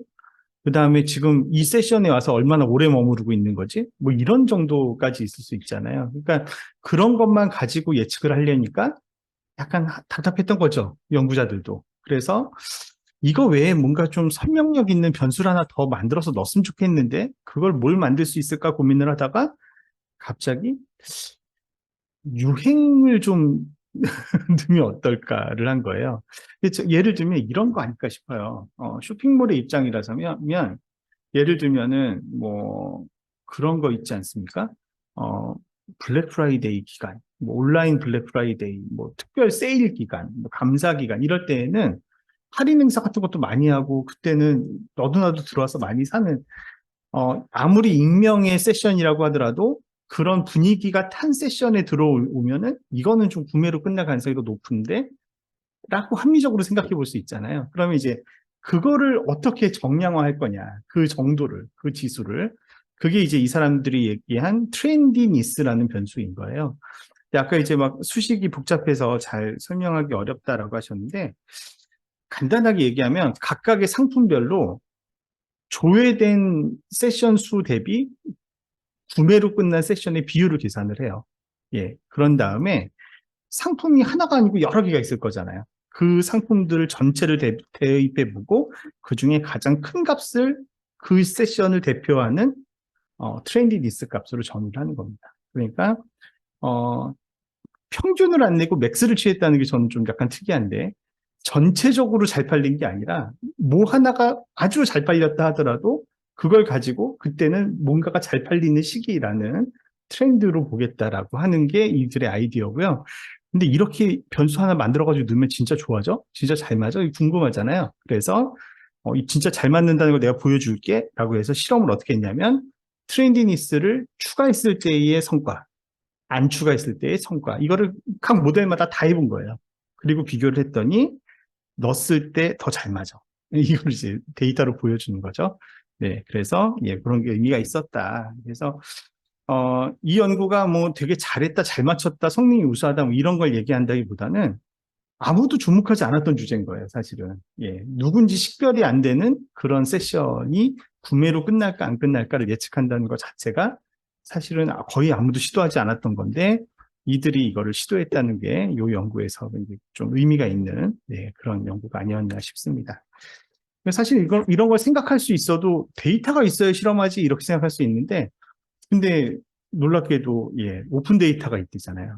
아까 유추즈라고 하는 그 데이터셋은 우리 제가 강의 설명 때도 말씀드렸지만 굉장히 많이 사용되는 그런 데이터이기도 합니다. 그래서 그런 내용으로 이제 소개를 드렸습니다. 발표 준비해 주신 신동 씨, 감사드립니다. 자, 이렇게 해서 이제 준비된 발표는 다 이루어진 것 같고요. 오늘 이제 두 분, 우리 심준보 씨, 정준호 씨가 원래 발표가 예정이 돼 있었는데, 두 분 모두 이제 좀 발표 자료를 다른 걸로 바꾸고 싶다고 연락을 주셨어요. 그래서 두 분은 아마 이 다음이나 그 다음 뭐 더 뒤가 될 수도 있겠습니다. 그 주제 때 아마 발표를 해주시게 될 것으로 생각이 됩니다. 자, 그렇게 진행이 되고요. 그러면 이제 오늘 이론 내용 조금만 다루고 수업을 또 마치도록 하겠습니다.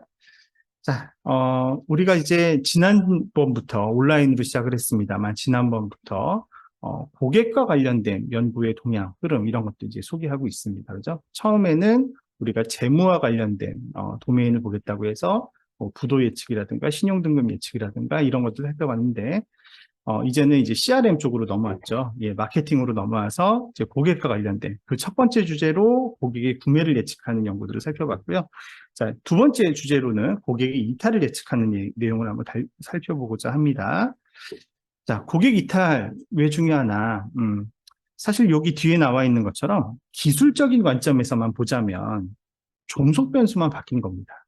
이런 특징을 가진 고객이 물건을 살까 안 살까를 예측하는 게 지금까지 우리가 살펴본 고객 구매 예측이었다고 한다면 종속 변수만 바꾼 거예요. 이런 특징을 가진 고객이 떠날까? 안 떠날까? 이걸 예측한다면 그게 이제 고객 이탈 예측이 되는 거죠. 종속 변수만 다를 뿐 원리상으로는 거의 동일한데 왜 우리가 그렇다면 고객 이탈에 주목해야 되는가? 이것이 예방하는 것이 왜 중요한가라고 하는 거죠. 참고로 고객 이탈을 여러분들이 검색 엔진에 검색하신다면 영어로는 churn이라고 검색하셔도 되고 아니면 attrition이라고 검색하셔도 됩니다. 이 둘 다 고객이 이탈하고 떠나는 걸 의미해요. 고객 이탈을 예방하는 게 중요한 이유는 이탈할 것 같은 조짐이 보이는 고객을 떠나지 못하게 막는 비용이 고객이 떠난 다음에 그 고객이나 다른 신규 고객을 재획득하는 비용보다 훨씬 저렴한 것으로 알려져 있기 때문에 그렇습니다. 그래서 새로운 고객을 획득하는 비용은 기존 고객을 유지하는 비용에 비해서 훨씬 더 많이, 훨씬 더 많이라 하면 거의 뭐 5배에서 7배 뭐 이런 식으로 몇 배나 많은 비용이 소요되는 걸로 알려져 있고요. 그렇기 때문에 이탈 가능성이 있는 고객을 미리 감지해서 예방하는 것은 기업의 수익성과 관련이 있습니다. 두 번째, 일반적으로 이탈을 하는 고객은 왜 이탈을 합니까? 뭔가 불만이 있거나 뭔가 악의를 가지고 이제 이탈을 하죠. 그런데 이렇게 이탈해서 그냥 조용히 계시면 그나마 양반인데 이분들이 거기서 조용히 있지 않는단 말이에요. 부정적인 워드 오브 마우스를 막 하고 다니게 되면 기업의 전반적인 악영향을 미칠 수도 있어요. 그래서 기존 고객을 유지를 해야 하는 것이 굉장히 중요한데 근데 생각보다 고객 이탈률은 굉장히 높은 편입니다. 데이터에 따르면 소매업에서의 이탈률이 2020년 기준 일반 소매업에서 25%, 온라인에서도 21%에 달하는 걸로 알려져 있고요. 그렇기 때문에 고객 이탈 예측이 중요한 주제 중에 하나로 자리 잡게 됩니다. 굉장히 중요한 주제라고 생각은 했지만 저희 연구실에서도 사실은 연구가 거의 수행되지 않았습니다. 이유는 데이터를 구할 수 없었습니다. 예, 그 되게 기업에 민감한 정보잖아요. 우리 회사 이런 고객이 떠났어요. 이거는 민감한 정보잖아요. 데이터를 구할 방법이 없어서 연구를 못했죠. 근데 이제 우리 연구실에 지금 이제 학위를 받고 졸업하신 아주 최근에 졸업하신 박웅 박사가 계십니다. 이 박웅 박사님은 모 굴지의 보험회사의 전산팀에서 일을 하고 계시는데 논문 이제 학위 논문 못 쓰시겠어요? 그랬더니 교수님 고객 이탈은 어떨까요? 이러시는 거예요. 이제 눈이 확 커지죠. 데이터 있어요? 데이터는 있는데요? 눈이 번쩍인 거죠. 너무 잘 됐다. 근데 얘기를 들어보니까 보험회사에서는 고객이 이제 계약을 해지하고 중간에 나가는 거, 이게 굉장히 치명적이래요. 예, 굉장히 막아야 되는 중요한 이슈이기 때문에 회사에서도 본인이 그런 연구를 하겠다고 하면 말리지 않을 것 같고, 가능할 것 같다는 거예요. 데이터를 가는. 그래서 좋다. 그럼 이제 우리는 주제는 정했다. 보험회사의 고객 이탈을 예방하는 걸 하자. 예. 근데 이제 문제는 논문이 되려면 기존 연구와 차별화된 뭔가가 있어야 되잖아요. 그죠? 아니, 보험회사의 뭐 고객 이탈을 잘해서 뭐 어쩌라고 이럴 거잖아요. 이게 산업적으로 의미가 있지만 학술적인 차별성이 있어야 되잖아요. 그래서 벽돌 한 장을 뭘로 하면 좋을까요? 라고 이제 막 고민을 했는데, 그때 이제 박웅 박사께서 새로운 개념을 어디서 알아오셨어요. 뭐냐면, 우리는 고객 이탈을 바라볼 때, 이탈 안 한 고객, 이탈한 고객. 이렇게 이분법적으로만 바라보잖아요. 근데 아니라는 거예요. 이탈한 고객도 두 종류가 있다는 겁니다. 자기가 자발적으로, 나 이제 여기랑 거래 안 해. 해서 스스로 떠나는 자발적 이탈 고객이 있고요. 그게 아니라 자기는 더 있고 싶었는데 다른 어떤 외부적인 요인 때문에 비자발적으로 갑자기 끊겨서 나간 그런 비자발적 이탈 고객이 있는데 둘 사이에는 성격의 차이가 있다, 다르다라는 연구들이 최근에 마케팅 쪽에 고객 이탈을 연구하는 학자들이 그런 얘기를 한다는 거예요. 그래서 본인은 예측을 종속 변수를 둘 중에 하나가 아닌 셋 중에 하나를 예측하는 모델을 만들겠다는 거죠. 이탈을 안 할 건지, 이탈을 하는데 비자발적으로 할 건지, 이탈을 할 건데 자발적으로 할 건지 이걸 예측을 하겠다는 거예요. 그래, 벽돌 한 장이 잘하면 될 수 있겠다. 그런데 또 문제가 발생을 해요. 이렇게 세 개로 나뉘는 건 알겠어요. 그러면 이게 실무적으로 의의가 있으려면 그러면 자발적으로 이탈한 고객과 비자발적으로 이탈한 고객은 기업에 어떤 영향을 미치냐 이거예요. 기업에게 뭐 다르게 기여를 하냐? 뭐 기업 재획득했을 때 기업에게 기여하는 바가 다르냐? 그런 거를 이제 물어봤어요. 그런 연구가 있냐고. 왜냐하면 그런 연구를 바탕으로 인트로덕션을 써야지 이제 이거를 예측하는 게 중요하다고 얘기할 수 있고 그래야지 이거를 머신러닝으로 예측을 하든지 말든지 할 거잖아요. 없어요. 그런 연구가. 예. 그래서 이제 어떻게 해야 되겠습니까? 이거부터 연구를 해야 되겠다. 그러니까 된 거죠. 예. 그래서 지금 소개하는 이 연구는 하려고 한 게 아니라 원래 우리는 머신러닝으로 예측을 하고 싶었는데 예측을 하려니까 예측을 왜 해야 되는지에 대한 근거가 없어서 근거를 만들 사전 연구가 필요했던 거예요. 예. 그래서 이 연구를 하게 된 거죠. 그래서 이탈의 유형에 따라서 재획득했을 때 기업에 기여하는 가치가 달라지나? 이거를 이제 살펴보기 위해서 연구를 시행했습니다. 그래서 지금 소개하는 이 연구는 퍼블리케이션이 된 첫 번째 제1연구고요. 이 연구를 통해서 이따 보여드리겠지만 자발적 이탈 고객과 비자발적 이탈 고객이 재획득했을 때 이후에 그 기업과 두 번째로 거래하는 기간도 달라지고 매출도 달라진다는 것을 증명했어요. 예. 그거를 이제 이론적 배경으로 삼아서 파트 2의 연구에서는 이제 머신러닝 알고리즘으로 예측하는. 그래서 위의 연구는 사회과학 연구이고요. 파트 2는 이제 공학적인 연구인데 사회과학 연구는 학술지에 게재를 해서 졸업을 하신 거고요. 두 번째 연구는 최근에 투고했어요. 투고해서 지금 심사를 받고 있는 중이에요. 연구 모형은 이런 겁니다. 그러니까 고객 이탈 전에 여기 보면 FLT라는 표현이 있고 SLT라는 게 있는데 FLT는 First Lifetime이에요. 처음 기업과 고객이 이제 관계를 시작했을 때 그때 얼마 있다가 이탈했느냐 예, 그 때까지의 생애 기간, 그게 이제 1번 변수 여기 있는 그거고요. 예, 그 다음에 랩스 듀레이션은 처음 그렇게 해서 관계가 끊어지고 난 다음에 그 다음에 다시 관계가 시작될 때까지 그 기간, 그 사이의 듀레이션이 얼마나 길었느냐. 그리고 기존에 퍼스트 라이프 타임 시절에 매달 보험료를 얼마씩 내고 있었냐. 예, 그게 이제 먼슬리 프리미엄입니다. 매출 기여도가 그 전에 어땠는지. 그 다음에 이제 요게 사실은 요 앞에 세 개의 변수는 기존 연구에서도 이미 효과를 살펴봤던 변수들이에요. 그래서 원래 다 정해져 있던 가설이 있었던 거고, 얘는 격돌 한 장이 안 되는 거예요, 원래는. 요걸 하나 더 넣은 거죠, 저희가. 예, 타입 옵션이라 그래서, 타입 옵션이, 예, 뭐, 볼런터리냐, 아니면은 인볼런터리냐. 그러니까 자발적인 이탈이냐, 아니면은 나는 이탈하기 싫었는데 강제로 이탈이 될 수밖에 없었던 그런 상황이냐가, SLT, 다시 재획득됐을 때 그 이후에 기업과 얼마나 오래 다시 거래했는지, 그 다음에 SLT의 레비뉴, 그 다음에 얼마나 많은 매출을 기여했는지, 여기에 이제 어떤 영향을 미칠 것이냐, 이거를 이제 분석을 한 거죠. 요거는 이제 아까 말씀드린 볼런터리, 인볼런터리 이렇게 나눠지는 그런 것들을 말씀드린 거고요. 우리가 비자발적으로 이탈하게 되는 경우는 주로 어떤 경우일까요? 예. 뭐 갑자기 경제적으로 좀 어려워지거나, 예, 뭐 그래서 혹은 갑자기 내가 뭐 회사를 옮기게 되거나 아니면 지리적으로 멀리 떨어지게 돼서 서비스를 못 받게 되거나 뭐 이런 거, 뭐 예를 들면 이민을 가게 되거나 뭐 이런 거, 아니면 극단적으로 계약자의 사망, 예, 갑자기 고인이 되시면은 이제 보험료 못 내시니까 뭐 이런 것들이 이제 인볼런터리입니다. 볼런터리는 그게 아니라 그냥 나 뭐 다른 보험으로 옮겨 탈 거예요. 뭐 이런 걸로 이제 자발적으로 끊는 그런 거를 말하는 거죠.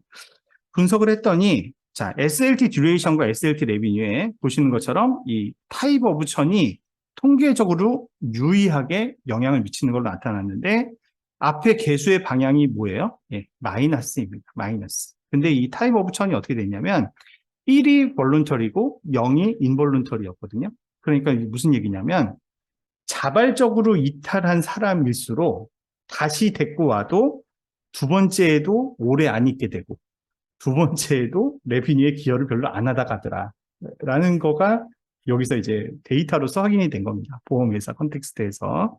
예, 그래서 오히려 이제 자기 의지와 관계없이 인볼런터리하게 천이 됐을 때, 예, 그랬을 때 요거 두 개가 더 크게 가져갈 수 있다는 걸 시사해서 어떤 고객들의 움직인 데이터를 쫙 가지고 우리가 예측을 할 때, 이 고객은 이탈할 것 같은데 안 할 것 같은데만 하면 이제 제한된 정보만 얻지만 이 고객은 이탈을 하는데 이탈을 하더라도 이게 인볼런터리하게 이탈할 것 같은데 라고 이제 생각된다면 더 적극적으로 그 고객을 이제 캐치해야 되는 뭐 그럴 때 이제 쓸 수 있다 뭐 이런 논리가 되겠습니다.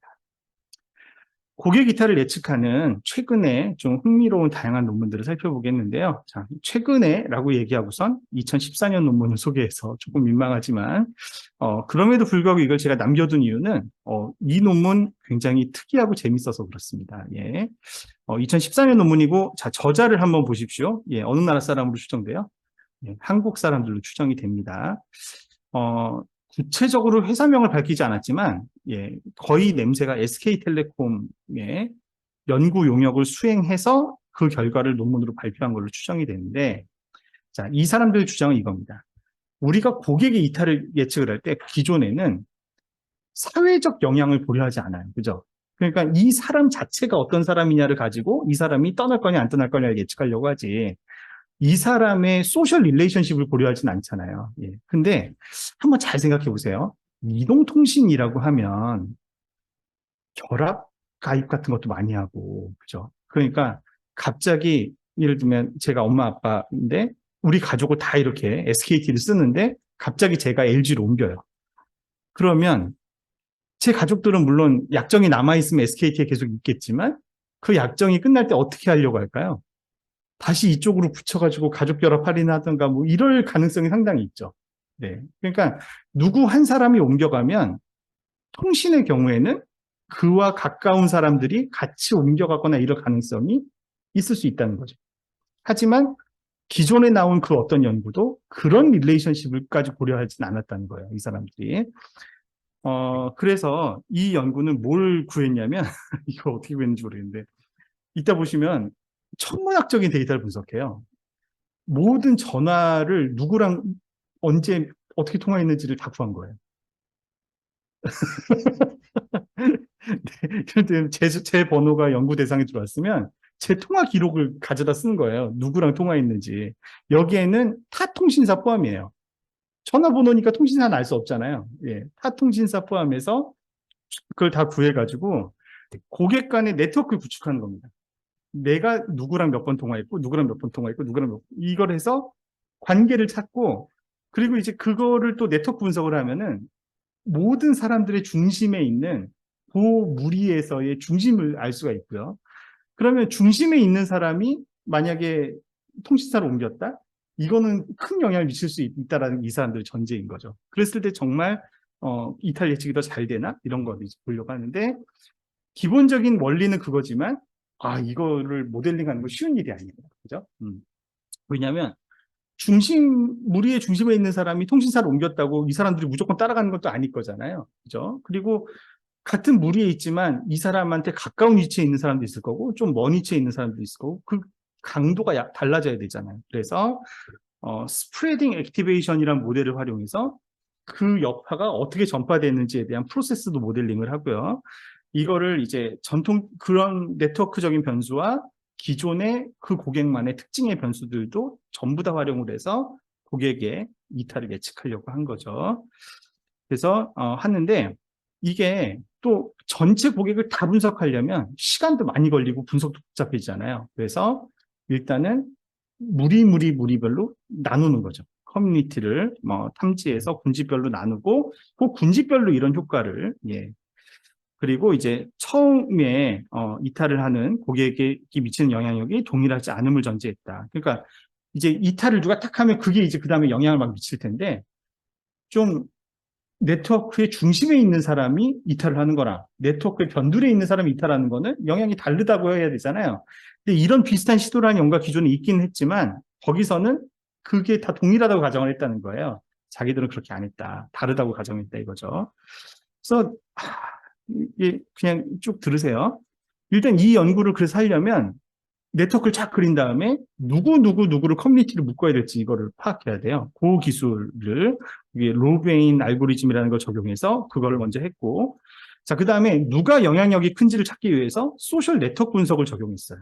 그래서 아이겐 벡터 중심성이라는 걸 계산을 해서 각 고객이 얼마나 그 무리의 중심인 정도에 있는지 그걸 계산을 하고 그 다음에 그 사람이 만약에 나갔다 그러면은 그 사람과 연결된 사람들이 어떤 함수에 의해서 영향을 전파받게 되는지를 프로퍼게이션 프로세스를 모델링을 해가지고 그러면 소위 이탈 에너지죠.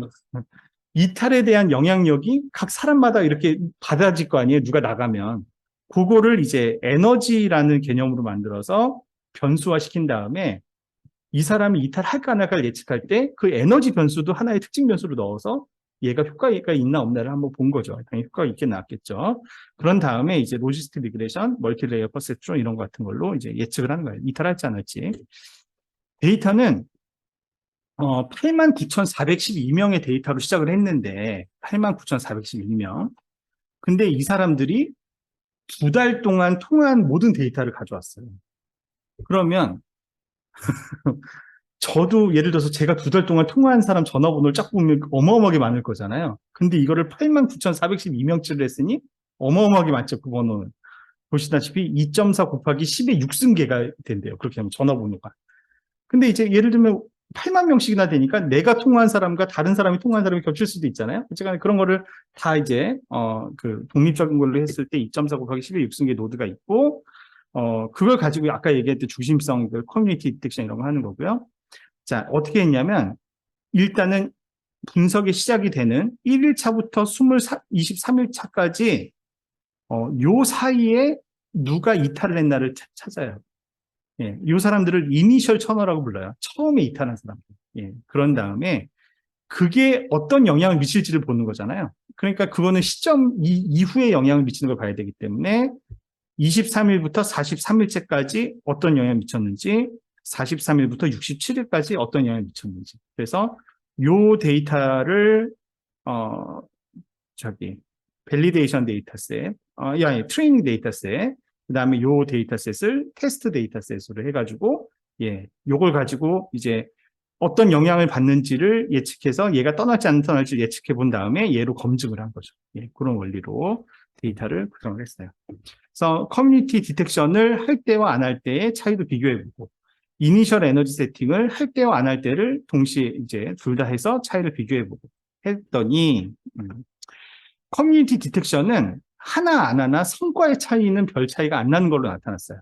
하지만 커뮤니티를 디텍션 안 하고 돌리면 아까 얘기했던 10의 6승, 2.4 곱하기 10의 6승을 몽땅 계산해야 되니까 연산 시간이 이렇게 걸리는 거죠. 그래서 성능은 비슷한데 연산 시간이 확 차이가 나니까 커뮤니티 디텍션은 하는 게 유리하다라는 게 저자의 결론이고요. 그다음에 이니셜 에너지 세팅은 이니셜로 한 사람이 영향력이, 중심성이 높은 사람이냐 아니냐를 똑같이 취급할 때, 중심성에 따라서 다르게 취급할 때, 어느 게 더 좋았다? 당연히 다르게 취급했을 때 더 좋더라. 그래서 이니셜 에너지 세팅은 아이겐 벡터 센트럴리티와 천 데이터를 동시에 고려해서 세팅했을 때 가장 베스트더라. 뭐 이런 내용을 담고 있습니다. 그래서 사실 논문 자체에는 복잡한 수식이 막 난무하는데 대략적인 원리가 이거고 데이터도 특이하고 아이디어도 재밌어서 가져왔다 말씀드립니다. 자, 2018년에 발표된 EJOR 논문은요. 제가 혹시 여러분들 중에 R를 좀 자유롭게 쓰시는 분이 계시다면 요 모델을 논문의 주제로 해서 한번 써보셔도 좋겠다라고 추천하려고 요거 이제 논문을 소개합니다.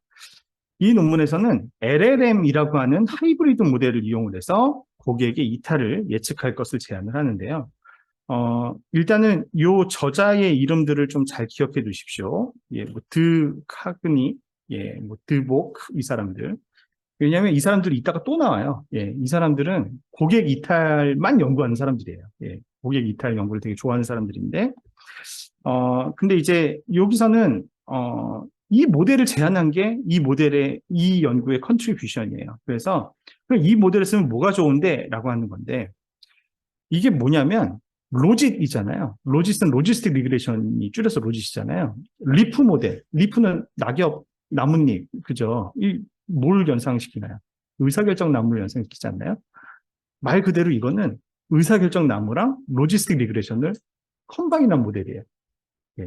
이걸 왜 컴바인하지? 이걸 컴바인하면 무슨 효과를 기대할 수 있는데, 자, 이들의 주장은 디시전 트리는 변수들 간의 상호작용을 고려할 수 있다는 거예요. 그죠? 이 변수로 쪼개고, 그 다음에 그 상태에서도 딴 변수로 쪼개고 하니까 변수들 간의 인터랙션을 반영할 수 있죠. 순차적으로.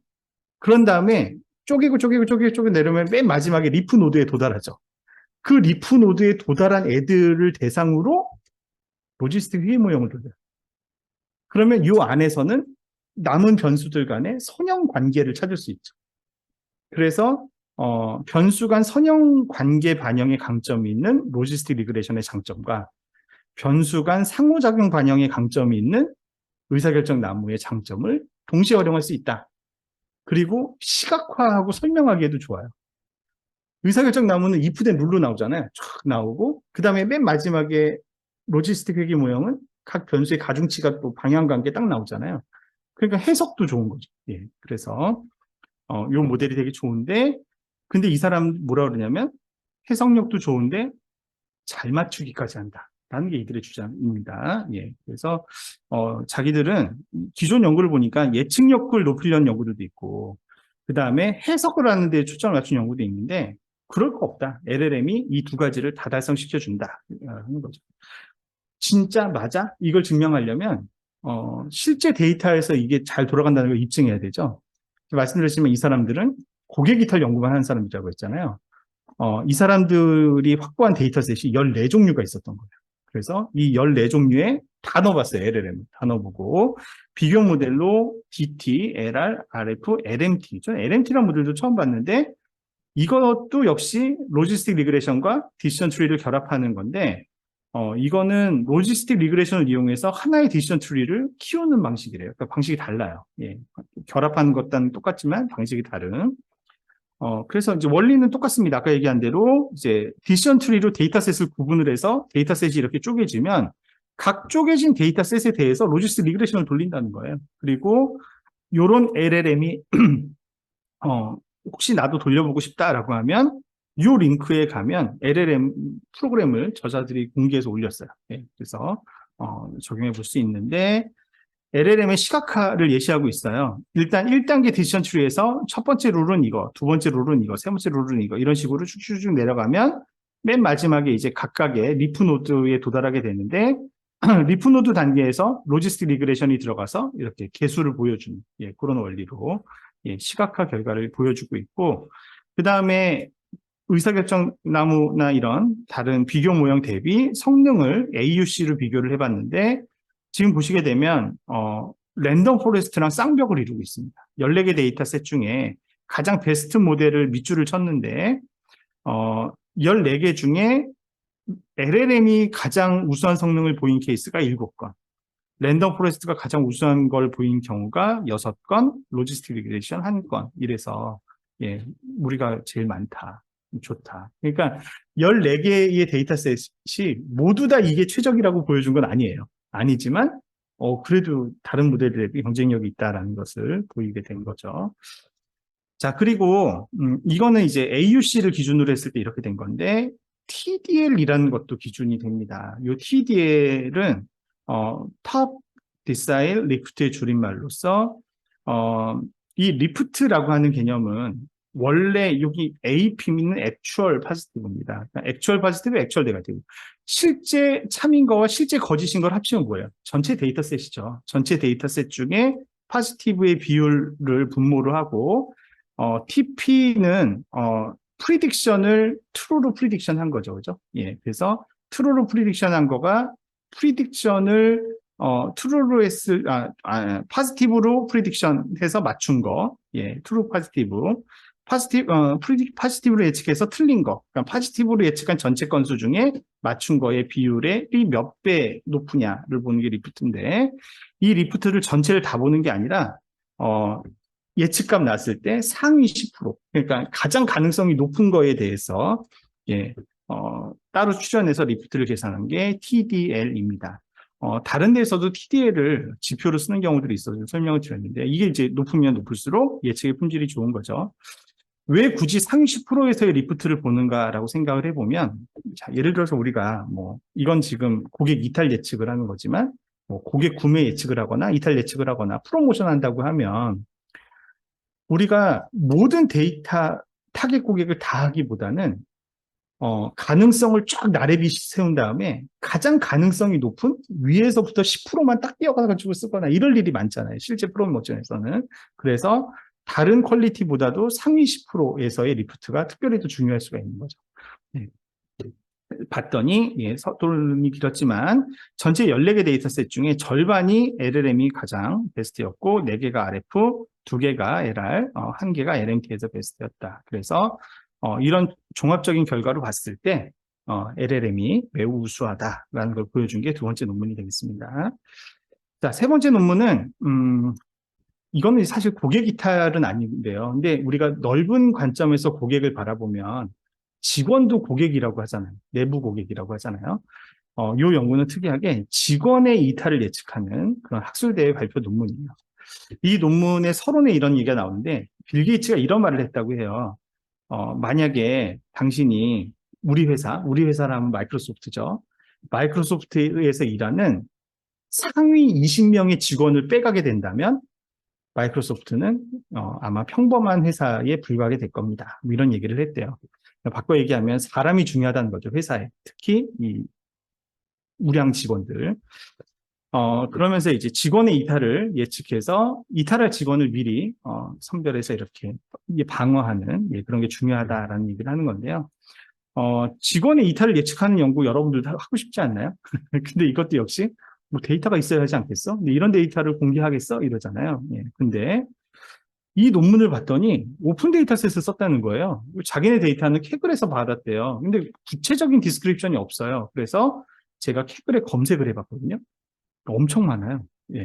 이런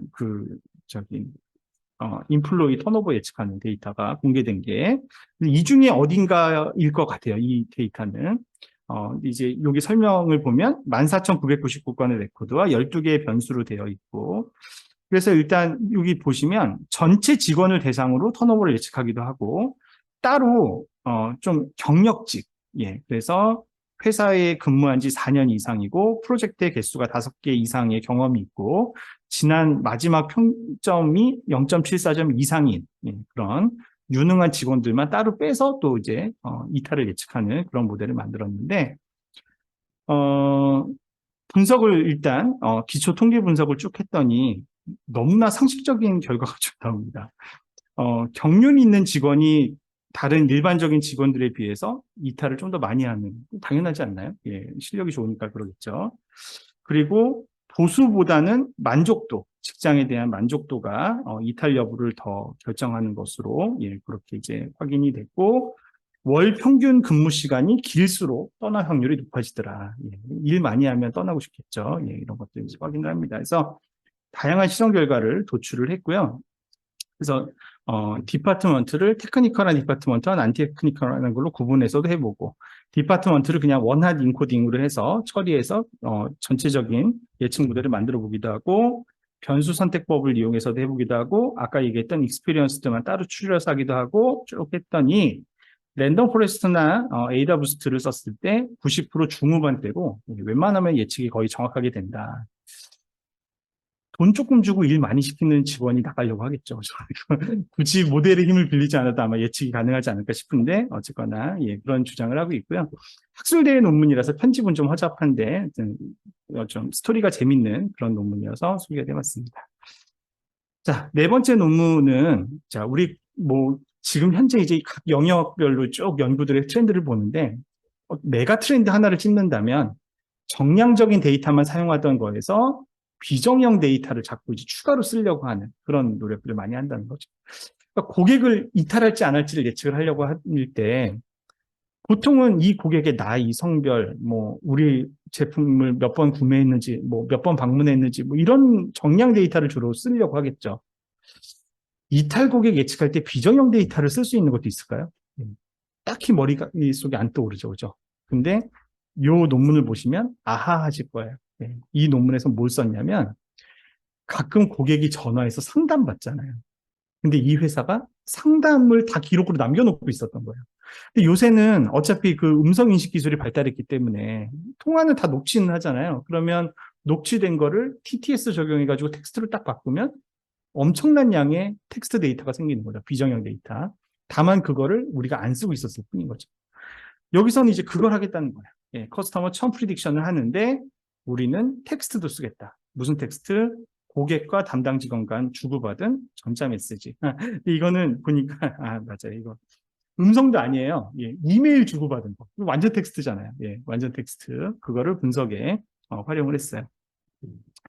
기존의 고객 이탈 연구에서 사용되는 특징 변수들, 고객 인구 통계, 행동, 그다음에 접촉 관련 특징 변수는 그대로 쓰되, 문제는 텍스트를 이제 특별히 처리해서 쓴다는 건데, 이 두 개의 질적으로 다른 데이터들을 하나로 합쳐서 해야 되잖아요. 그래서 이 텍스처랑 그 비정형 데이터를 정량화시키는 기법이 필요한데, 그 기법을 이제 두 가지 방법을 쓴 거예요. 하나는 벡터 스페이스 기반의 기법, 다른 하나는 CNN이라고 하는 컨볼루셔널 뉴럴 네트워크를 쓰는 방법. 이렇게 해서 각각 벡터화되면 이것들을 쭉 콘캣해서 로지스틱 리그레션에 마지막에 넣어서, 예, 이 사람이 이런 상황인데 이탈할지 안 할지 예측하는. 자, 그 얘기하기 전에 자, 저자 이름 보세요. 드 카이그니, 나딕죠. 이 누구였어요? 아까 앞에 나왔던 사람들이죠. 그죠? 예, 이 사람들이 이탈 예측 많이 한다고 아까 말씀드렸던 14개 데이터셋에서 LLM 했던 사람들이 이 사람들이죠. 예, 또 나왔어요. 그래서 텍스트 처리할 때 활용된 두 가지 기법은 벡터 스페이스 방법인데, 이거는 이제 TF-IDF라는 거를 적용을 해서 각 단어들, 주요 단어들이 얼마나 자주 출현했는지, 그리고 중요하게 출현했는지를 정량화해서 이 한쪽은 텀, 한쪽은 클라이언트, 그 사람과 이 대화를 나눌 때 메시지에 얼마나 특정 단어가 많이 중요하게 나왔나, 이거를 쫙 연결하면 하나의 벡터가 되고, 그 벡터를 이제 쓴 거죠. 네, 썼는데 그렇게 하면 표현할 수 있는 단어의 개수가 많으니까 이게 엄청 길 거 아니에요. 이걸 좀 축약할 필요가 있겠죠. 그래서 차원 축소 기법, 예를 들면 PCA 같은 그런 차원 축소 기법을 이용해서 행렬을 이렇게 밀도 있게 만들어서 그걸로 이제 벡터를 생성하는 방법을 쓰기도 했고요. 아니면은 이 텍스트들을 단어들의 집합으로 표현한 다음에 소위 워드 임베딩을 이용해서 행렬을 생성하고 CNN을 적용해서 이제 그 축약시키는 그런 방법으로도 이제 줄여봤습니다. 그리고 성능은 AUC와 TDL, 이 사람들 이 두 가지 좋아하죠. AUC와 TDL을 썼어요. 자, 그래서 첫 번째 텍스트, 네. 수업 그만하는 갑자기 화면이 잠깐 꺼졌어요. 첫 번째, 텍스트 정보를 추가하면 이 CCP는 커스터머 천 프리딕션이에요. 고객의 이탈을 예측하는 모델의 예측 성능이 향상되나? 자, 이거를 보려면 여기 모드의 S라고 한 게 그 스태틱한, 그러니까 정형 데이터만 쓴 게 모드의 S예요. 이거에 비해서 S와 U를 동시에 쓴 게 성능이 더 좋아지는지를 봐야 되죠. 보시면 AUC도 향상되고요. 그죠? TDL도 향상이 되죠. 그래서 정형 데이터만 쓸 때보다는 비정형 데이터를 쓰는 것이 더 효과적이구나라는 걸 알 수 있고요. 특히 비정형 데이터를 쓸 때도 VS와 DL이 있는데 VS는 벡터 스페이스 방식, 아까 처음에 얘기했던 DL은 딥러닝 방식, 아까 얘기했던 CNN 적용해서 압축하는. 근데 이제 누가 더 높아요? 딥러닝을 썼을 때 좀 더 높더라. DLP와 DLU는 뭐가 차이인지 제가 지금 기억이 잘 안 납니다. 어쨌거나 이 둘의 차이는 뭐 마지막하지만 이 둘 간에는 좀 차이가 있더라. 이런 것을 알 수 있었고요. 그 다음에 텍스트 정보가 있는 고객과 없는 고객 간에도 이탈 패턴의 차이가 있나? 이렇게 봤더니 텍스트 정보가 있고 없고 관계없이 모든 데이터를 썼을 때, 그리고 텍스트 정보가 있는 데이터만 썼을 때 이렇게 비교를 해보면 텍스트 정보가 있는 데이터만 추려서 썼을 때 예측 정확도가 4~5% 높아지죠. 그죠? 그 얘기는 고객과 인터액션이 있었던 고객이 좀 더 그 이탈 여부를 더 잘할 수 있다. 있다는 것 자체만으로 설사 그 정보를 안 쓰더라도 그런 걸 이제 시사한다는 거고요. 텍스트 정보만 그러면 가지고도 예측이 되느냐? 텍스트 정보만 가지고 써봤더니 이거는 예측 정확도가 50%, 70%확 떨어지더라. 그래서 텍스트 데이터는 보조적인 역할을 할 수 있는 것 같다. 하지만 그러니까 정형 데이터를 대체할 수는 없다. 하지만 보조적으로서 성능을 향상시키는 데 의미가 있다. 이렇게 결론을 내립니다. 다섯 번째 논문은 게임에 적용한 고객 이탈의 사례예요. 그런데 요거 되게 재밌어요. 그 게임의 관점에서 보면 많은 게임들이 처음에 진입 장벽을 낮춰서 사람들이 중독되게 만들려고 돈 안 써도 되게끔 하잖아요. 근데 이제 하다 보면 이게 이제 아이템도 돈 주고 사게 되고 막 이러는 거 아닙니까? 근데 이제 고객이 이탈을 할 수 있단 말이에요. 이탈을 하는데 아이템 같은 건 절대 안 사는, 실컷 재미만 느끼다가, 이제 실증 나 딴 게임 하러 갈래. 이런 고객이 있다 치자고요. 근데 그 고객을 재획득하려면 그 고객한테 뭔가 혜택도 줘야 되고, 연락도 해야 되고, 캠페인도 해야 되고, 그러면 뭐가 들어요? 돈이 들죠. 근데 처음부터 어차피 아이템도 안 사고 돈도 안 되던 고객이었는데, 그 고객 굳이 내 돈 들여가지고, 캠페인 해가지고 연락해가지고, 재획득할 필요가 있습니까? 없습니까? 없죠. 근데 앞에서 쭉 설명해왔던 고객 이탈 예측 모델에서 비용을 고려한 논문이 하나라도 있었나요? 다 뭘 예측하려고 했냐면 이탈을 할지 안 할지만 예측하려고 했지 그 고객이 돈 되는 고객이 이탈할 건지 돈 안 되는 고객이 이탈할 건지를 예측한 논문은 앞에서 하나도 없었어요. 다 히트레이쇼만 계속 봤단 말이죠. 게임 회사에서는 그게 되게 중요하다는 거예요. 왜냐하면 고객이 이렇게 100명, 200명 있어도 그 중에 돈 내고 하는 사람은 소수라는 거죠. 대부분 그냥 무료로 그냥 재미로 공짜로 하지. 아이템까지 사면서 돈까지 이렇게 내는 고객은 많지 않다. 그래서 사실은 천 프리딕션 물론 중요하다. 중요하지만 궁극적으로는 이탈 예방은 목적은 아니다. 기업의 입장에서. 이탈 예방을 통한 이익을 극대화하는 것이 목적이다. 라는 문제의식에서 출발하는 연구입니다. 그래서 특히나 온라인 게임의 경우에는 수익성이 중요한데 그 이유는 사용자 간의 생애 편차 가치가 크고 아주 적은 소수의 사용자가 대다수의 매출을 책임지는 구조이기 때문에 그렇다. 대부분의 이탈 고객은 처음부터 돈도 안 내고 게임만 즐기는 사용자라 이 사람은 이탈을 하든 말든 관계가 없다라는 거죠. 그래서 이 사람들은 2단계 1000 프리딕션 모델을 제안을 했어요. 첫 번째는 예측의 대상을 선정하고, 근데 대상을 선정한다는 얘기는 돈 많이 쓰는 중요한 고객을 따로 뽑겠다는 얘기예요. 예. 그리고 2단계에서는 모형의 스레시홀드를 튜닝하는 그런 단계로 제안을 했습니다. 그래서 이거를 이제 실제 데이터에 적용을 했는데, 저는 모르는 게임인데요. 아이언이라는 게임이 있다. 근데 이게 어디 거예요? 넥슨인가요? NC인가요? 모르세요? 지금 모르겠습니다. 예, 해서 이제 비용 효과적임을 보이는데, 자, 여기서는 이제 1000을 어떻게 정의했냐? 최소 13주 이상 게임에 접속하지 않은 사람을 이탈로 정의했대요. 왜 13주 이상이어야 되냐? 일단은 관찰 기간을 26주로 이렇게 잡았는데, 26주에서, 13주 이상 게임에 접속하지 않은 사람의 수가 75%가 되는 지점을 찾았더니, 그러니까 게임을 오랜 기간 접속하지 않은 사람이 75%가 되는 지점을 찾았더니 그 기준이 13주를 해야지 이게 이제 맞춰져가지고 13주라는데, 자, 그러면 왜 처음부터 26주까지를 타임프레임으로 잡았냐가 중요하잖아요. 근데 그 이유는 이런 MMORPG는 26주 단위로 메이저 업데이트를 하게 돼 있대요. 예, 그래서 26주. 근데 그 중에 이제 많은 사람들이 한 75% 정도 되는 사람들이 게임에 접속하지 않은 기간이 얼마나 긴가 봤더니 그게 13주여서 이걸 13주 이상 접속 안 하는 사람을 이탈로 정의했다고 하고요.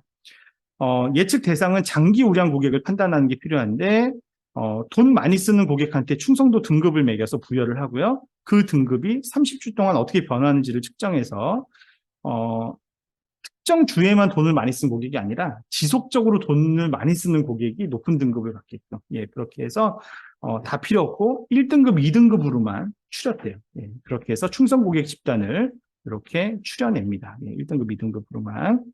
네, 그래서 이제 그 사람들을 설명할 수 있는 이런 트렌드를 만들어서 추출을 하고요. 그 다음에 이제 예측을 해야 되잖아요. 예측은 게임에서의 활동 변수를 쓰는데 게임 속 친구들과 관련된 변수, 그 다음에 리전, 예, 뭐 멤버와 관련된. 제가 MMORPG를 안 해가지고 사실 여기서부터 이해를 잘 못했어요. 무슨 뭐 게임 관련된 변수들이 막 나옵니다. 예, 그래서 뭐 같은 파티 구성원들과 관련된 뭐 던전, 뭐 무슨 말인지 모르겠는데 막 이런 게 들어가요. 예, 예측만 하면 되니까요. 예, 그리고 나서 이제 평가를 할 때는 두 가지로 평가하는 거죠. 얼마나 1000 여부를 잘 예측했냐도 보지만 이 고객이 떠나지 못하게끔 리텐션 캠페인을 한다고 했을 때 얼마만큼 수익이 날지를 기대 이익으로 평가하는. 그냥 여기에는 뭐가 들어가야 돼요? 캠페인 비용도 고려하는 거죠. 예. 그리고 리텐션 캠페인을 한다고 해서 다 리텐션 되는 것도 아니잖아요. 그거에 대한 확률까지도 고려해서 예, 정밀하게 프로핏을 평가를 합니다. 그렇게 했더니 예측 정확도 관점에서 보면 전체 고객을 대상으로 다 학습시켜서 만든 모델이 더 우수하게 나오죠. 근데 처음부터 이 사람들이 하고자 했던 얘기는 그게 아니잖아요. F1을 잘 맞추고자 한 게 아니라 기대 수익을 높이기 위함인데 보시면 기대 수익은 월등히 장기 충성 고객을 한정시켰을 때 높은 거죠. 예. 그래서 예, 예측 모델이 이게 중요하고 그리고 스레시홀드 옵티마이즈 하는데 이건 뭐냐면 장기 충성 고객이라고 하면 사실은 이 사람은 안 떠날 거야 라고 해서 안심했는데 떠났다. 이런 치명적이잖아요. 예. 그래서 조금만 가능성이 있어도 떠날 거라고 전제하고 리텐션 스트래티지를 쓰는 게 유리하다는 거죠.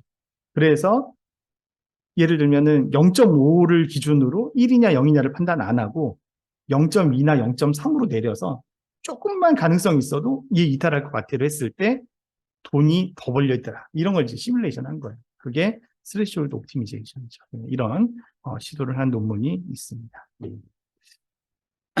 오늘은 이 논문까지만 소개하고 예, 나머지는 다음 시간에 이어서 소개해 드릴게요. 자, 6번째 논문인데요. 자, 이 논문은 사회과학에서 나온 모델을 이런 머신러닝의 좀 그 프레임워크로 사용했다는 점이 굉장히 특이합니다. 여기서는 통신회사에서의 고객 이탈을 연구 대상으로 삼으려고 했는데, 근데 한번 보세요. 여러분이 통신회사를 떠나요. 예. 그러면 이동통신을 안 쓰시나요? 아니죠. 통신회사는 어떤 특징이 있습니까? 내가 SKT를 오늘 해지했어요. 그러면 어떻게 되는 거죠? 반드시 어디로 가야 되죠. KT로 가든 SK, LG로 가든. 왜냐하면 이건 필수품이니까요. 안 쓸 수가 없잖아요. 예. 그러니까 이동통신사의 경우에는 이탈이 아닌 거예요. 천이 아닌 거죠. 엄밀히 말하면 스위칭이죠. 스위칭. 전환을 하는 거라는 게 바꾸는 거라는 거죠. 그래서 우리가 이제 사회과학 연구를 하잖아요. 예, 사회과학 연구를 할 때 예를 들어서 뭐 구매 의도, 이탈 의도 이런 거를 종속 변수로 할 수도 있지만 이동통신 같은 경우에는 구매 의도나 이탈 의도를 측정해야 되는 게 아니고 전환 의도를 측정해야 되는 거죠. 딴 데서 딴 데로 옮겨 타는 거니까. 그러면 자 생각해 봅시다. A라는 서비스에서 B라는 서비스로 내가 옮겨 타려고 해요. 예. 왜 옮겨 타려고 하죠? 예. 크게 보면 세 가지가 있다라는 게 이주 이론이라는 게 있습니다. 이미그레이션 시오리. 예. 일명 PPM 이론이라고 하고 PPM 모델이라고 하는데 이게 푸시 풀 무어링 모델이에요. 푸시 풀 무어링. 이게 뭐냐면 옛날에 이게 이름이 이주 이론이잖아요. 예. 사람들이 처음에 아프리카에서 처음에 신생 인류가 나왔는데 이들이 자꾸 뭐 유럽을 통해서 아시아로 해서 이주를 한단 말이에요. 사람들이. 왜 이주를 하냐 이거죠. 예, 그런 거를 설명하고 싶었던 거예요. 예, 사회과학자들이. 왜 그런가 생각을 해보면 크게 두 가지가 있는 거죠. 원래 잘 살던 데가 갑자기 척박해지거나 더 이상 못 살게 된, 뭐 질병이 돌거나 뭐 아니면은 뭐 지형이 변화하거나 뭐 이런 문제가 생겨서 더 이상 못 살게 되는, 즉 A에서 B로 옮겨가는 첫 번째 이유는 A가 여기서 못 살게끔 밀치는 게 있는 거죠. 그런 요인을 푸시라고 합니다. 푸시. A에서 B로 밀어내는 걸 푸시라고 하죠. 또 왜 A에서 B로 이동을 할까요? A보다는 B에 예를 들어서 훨씬 더 뭐 좋은 뭐 무슨 호수가 있다라든가 기름진 땅이 있다라든가 이러면 그것 때문에 거기 가서 살려고 이렇게 이동을 하잖아요. 그거는 A가 싫어서라기보다는 B가 좋아서 B가 나를 이렇게 끌어당겨가지고 이렇게 그게 풀 요인이에요. 풀. 푸시가 있고 풀이 있으니까 스위칭을 하는 거죠. 마지막 세 번째 무어링이라고 하는 거는 푸시나 풀이 작용할 때 그거를 더 배가시켜주는, 조절시켜주는 그런 효과, 여기에 이거를 이제 계류 요인이라고 해요. 밀침이나 당김 요소들을 촉진시키거나 저해시키는 그런 요인들을 무어링 요인이라고 하는데, 통신사의 전환 행동 역시 이런 관점에서 모델링을 할 수가 있다는 겁니다. 그래서 PPL 이론은 원래 인간의 물리적 이주 행위를 설명하려고 처음 고안을 했는데 이게 경영으로 넘어왔어요. 그러면서 마케팅, 조직 행동, MIS에서 이거를 자꾸 쓰려고 하는 거죠. 우리는 MIS를 하잖아요. 비즈니스 IT. 비즈니스 IT에서는 이걸 어디에 쓰냐면 예를 들면 이런 연구. 전통적인 컴퓨팅에서 지금 클라우드 컴퓨팅으로 자꾸 넘어가려고 하는데 왜 넘어가지? 왜 전환하지? 이걸 설명할 때 푸시, 풀, 무어링으로 설명할 수 있습니다. 옛날에는 신용카드, 물리적 카드로 결제했는데 요새 모바일 간편 결제하려고 하죠. 넘어가는 사람도 있지만 안 넘어가는 사람도 있죠. 넘어간 사람 왜 넘어갔지? 이것도 푸시, 풀, 무어링으로 설명할 수 있고요. 옛날에 이제 레거시 IS 쓰다가 ERP 막 도입할 때 왜 ERP로 넘어갔지? 이런 것도 푸시, 풀, 무어링으로 설명. 관련된 논문이 되게 많아요. 피처폰에서 스마트폰으로 넘어가는 현상, 이런 것도 설명할 수 있고, 허츠버그의 부요인 이론이라는 거랑 좀 유사하죠. 충족되더라도 만족으로 이어지진 않지만 충족이 안 되면 불만으로 나타나는 요인, 푸시 요인. 충족될 경우 만족으로 이어지지만 충족되지 않는다고 불만까지는 안 되는 풀 요인, 이런 것들이 약간 비슷한 개념일 수 있습니다.